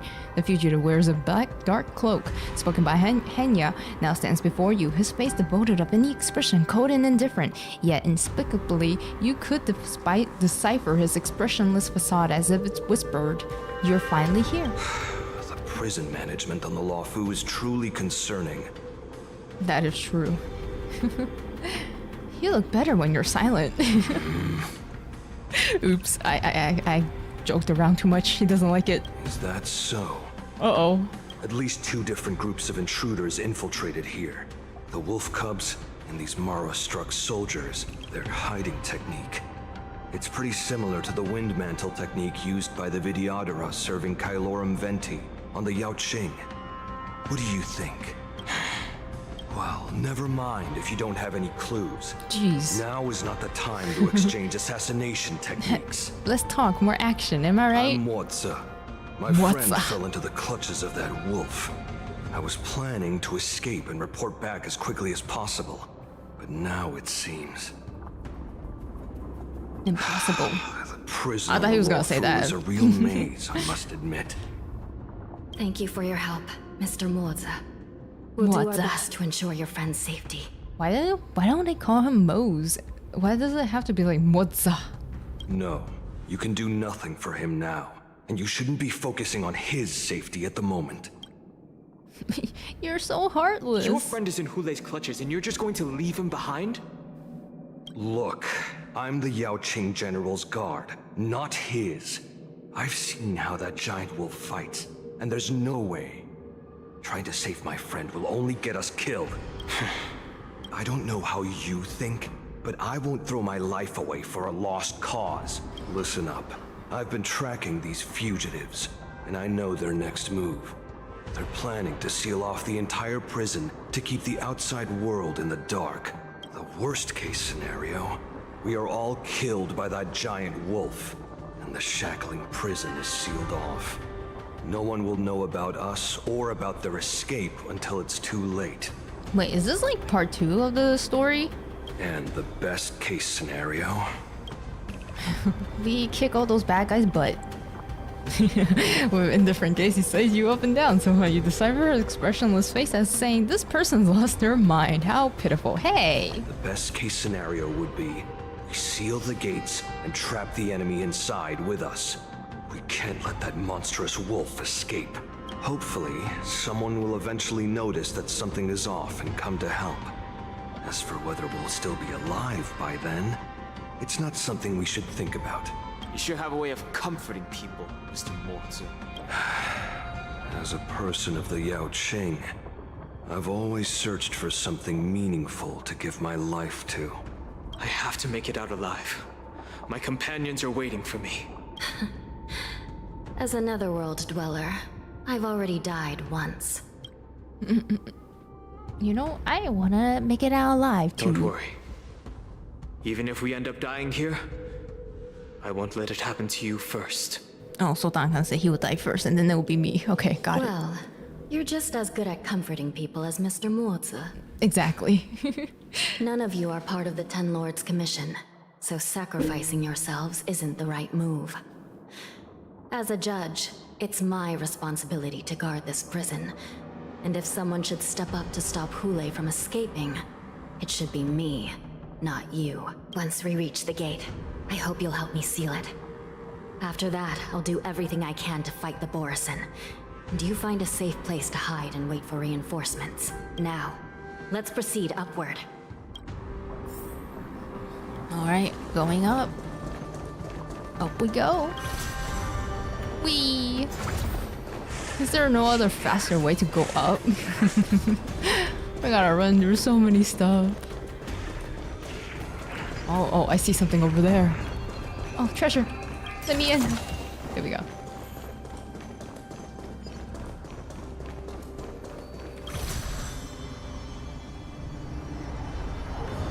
Whoa, this is pretty high. All the way up there. We must seal the entrance before the borison fugitives get out. Oh, we're back here again.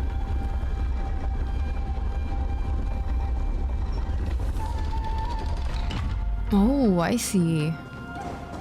Must be pain in the butt to like switch this every single time you want to go up and down. Follow me.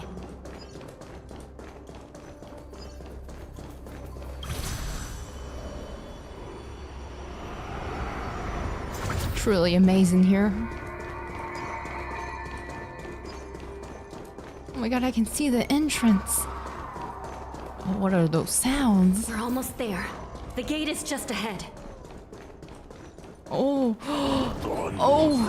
Oh. Oh.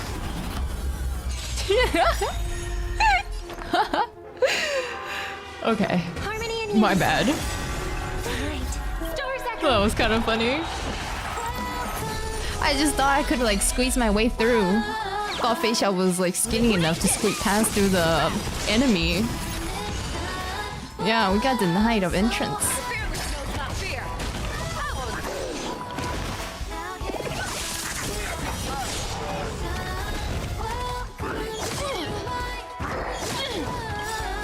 Right! Investing in victory means playing the long game! I venture for forever. Triumphant! Victory is inevitable! Oh, ow, ow, ow. Leave Topaz alone. Begin.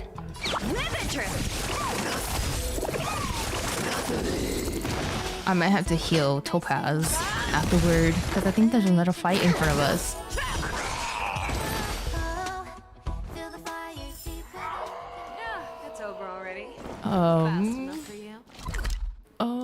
Thank God, teleporter. Okay.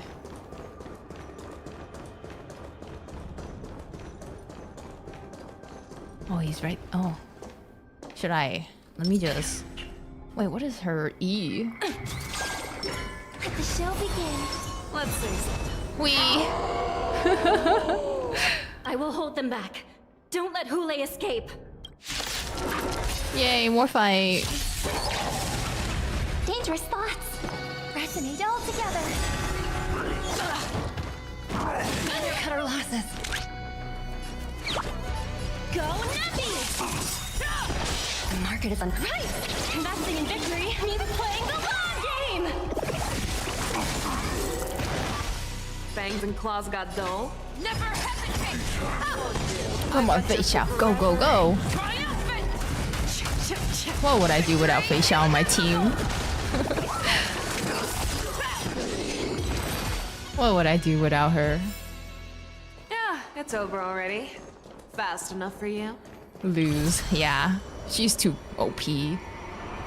Oh, let me pass by. Thank you. Oh, they're everywhere. Oh, whoa, whoa. The shackling prison has become a killing field. The prison guards try to resist, but Jin Chia can only hold them something. Not the prison guards. This brings back such familiar memories. Memories of chasing, gnawing, and tearing. Oh, they're back. They're back. They've all come back. My lord, we're just one step away from freedom. As we pass through the gate, no one will be able to stop us.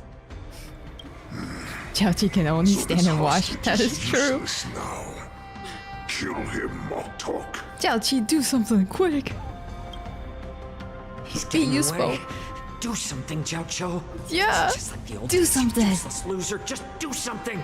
just do it. Just do it. Come on. This Yaoqing messenger can strike a deal in exchange for his life. He can use his status to help us escape from the Xianzhou. What do you think, Mr. Jiaozhou?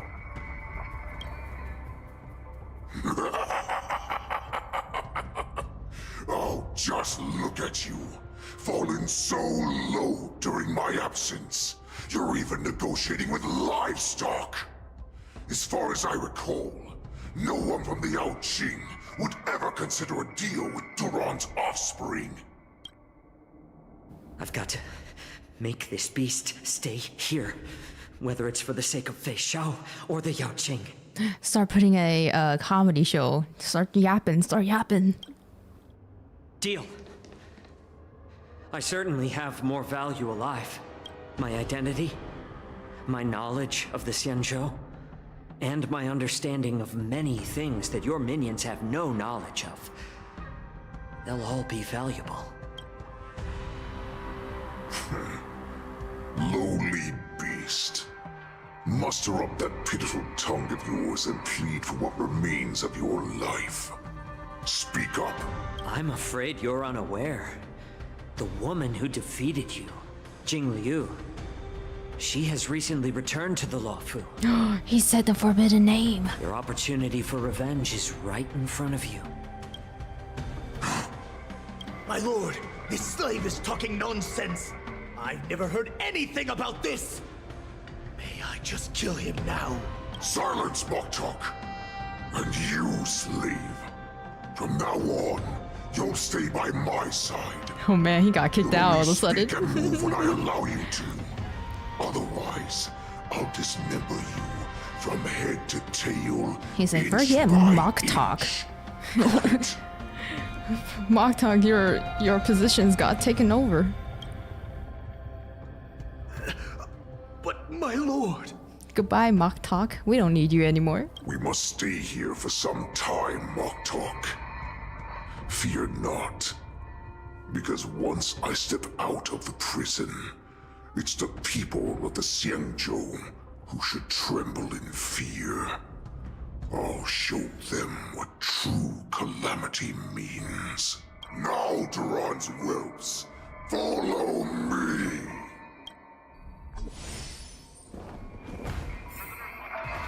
Oh. Stop! You're a I gotta run away from them. Look, I'm gonna be sneaky. I'm gonna be sneaky. I'm gonna be sneaky. I'm gonna be sneaky. Sneaky, sneaky. I'm sneaky. Holy crap. Oh man, oh my god. Holy.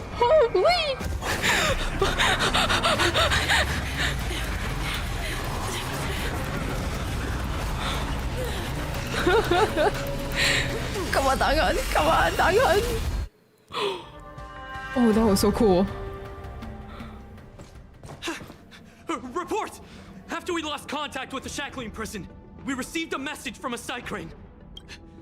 The prisoners have revolted, and the criminal Hoolay is nowhere to be found. What about the 𝗖𝗵𝘁 messengers and the Nameless?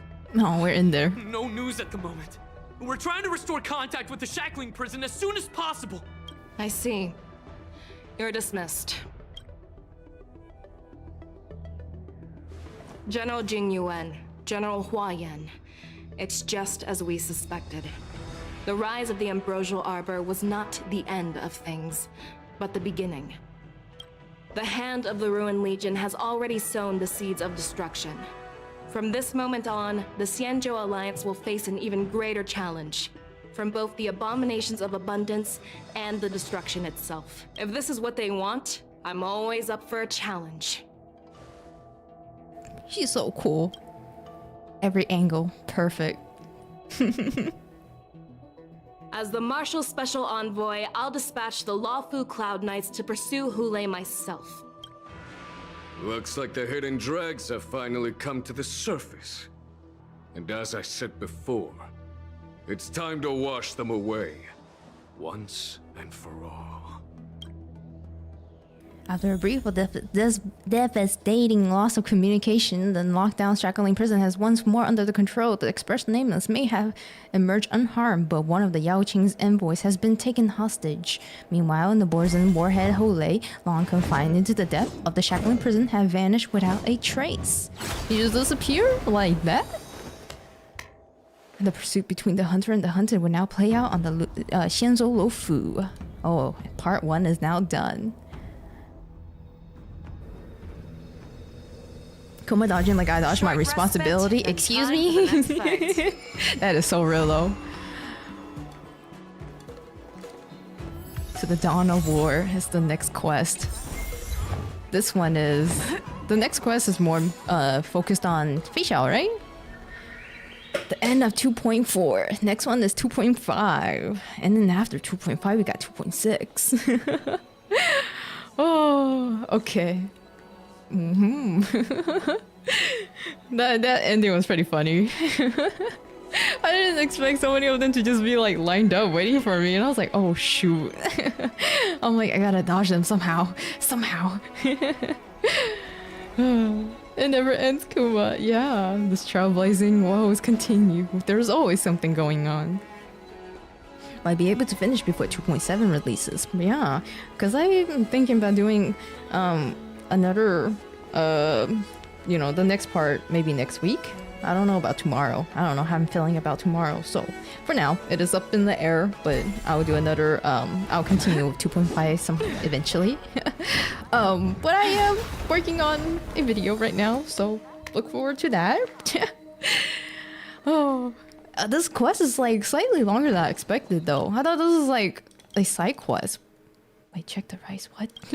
I thought this was like a really small side quest, but this is like a whole story. But surely there's something better out there. Oh, you could have used Feixiao technique to avoid the borison. That is true. That is true, but it's fine. I rarely use Feixiao's like tornado technique. 2.5, one of my most favorite main stories. Wow, I see. All right. With that being said, everyone, thank you all for joining this 2.4 just kind of flew by in a little bit. I was like, we went from March training for Wardance to, oh my god, prison break. I wonder how March is doing right now. I kind of miss her.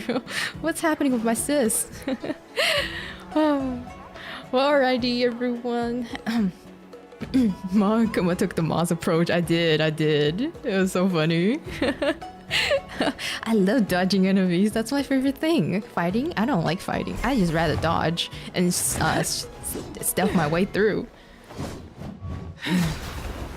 I know you were looking into what to play next, Kuma, but really since you will only play weekly, it's gonna be a long while before you catch up. That is true, but it's fine, you know. That means there's a lot of content for me waiting to be played. I don't have to like rush quickly and be like, oh my god, there's no more left. And like, you know, like what do I do now that I finish everything?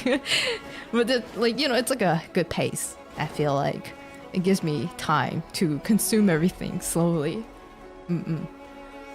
But yeah, all right, everyone. Thank you all for joining today's stream, and I hope you all have a wonderful rest of your day or night, and hope to see you again next time. Alrighty, thank you all. Bye.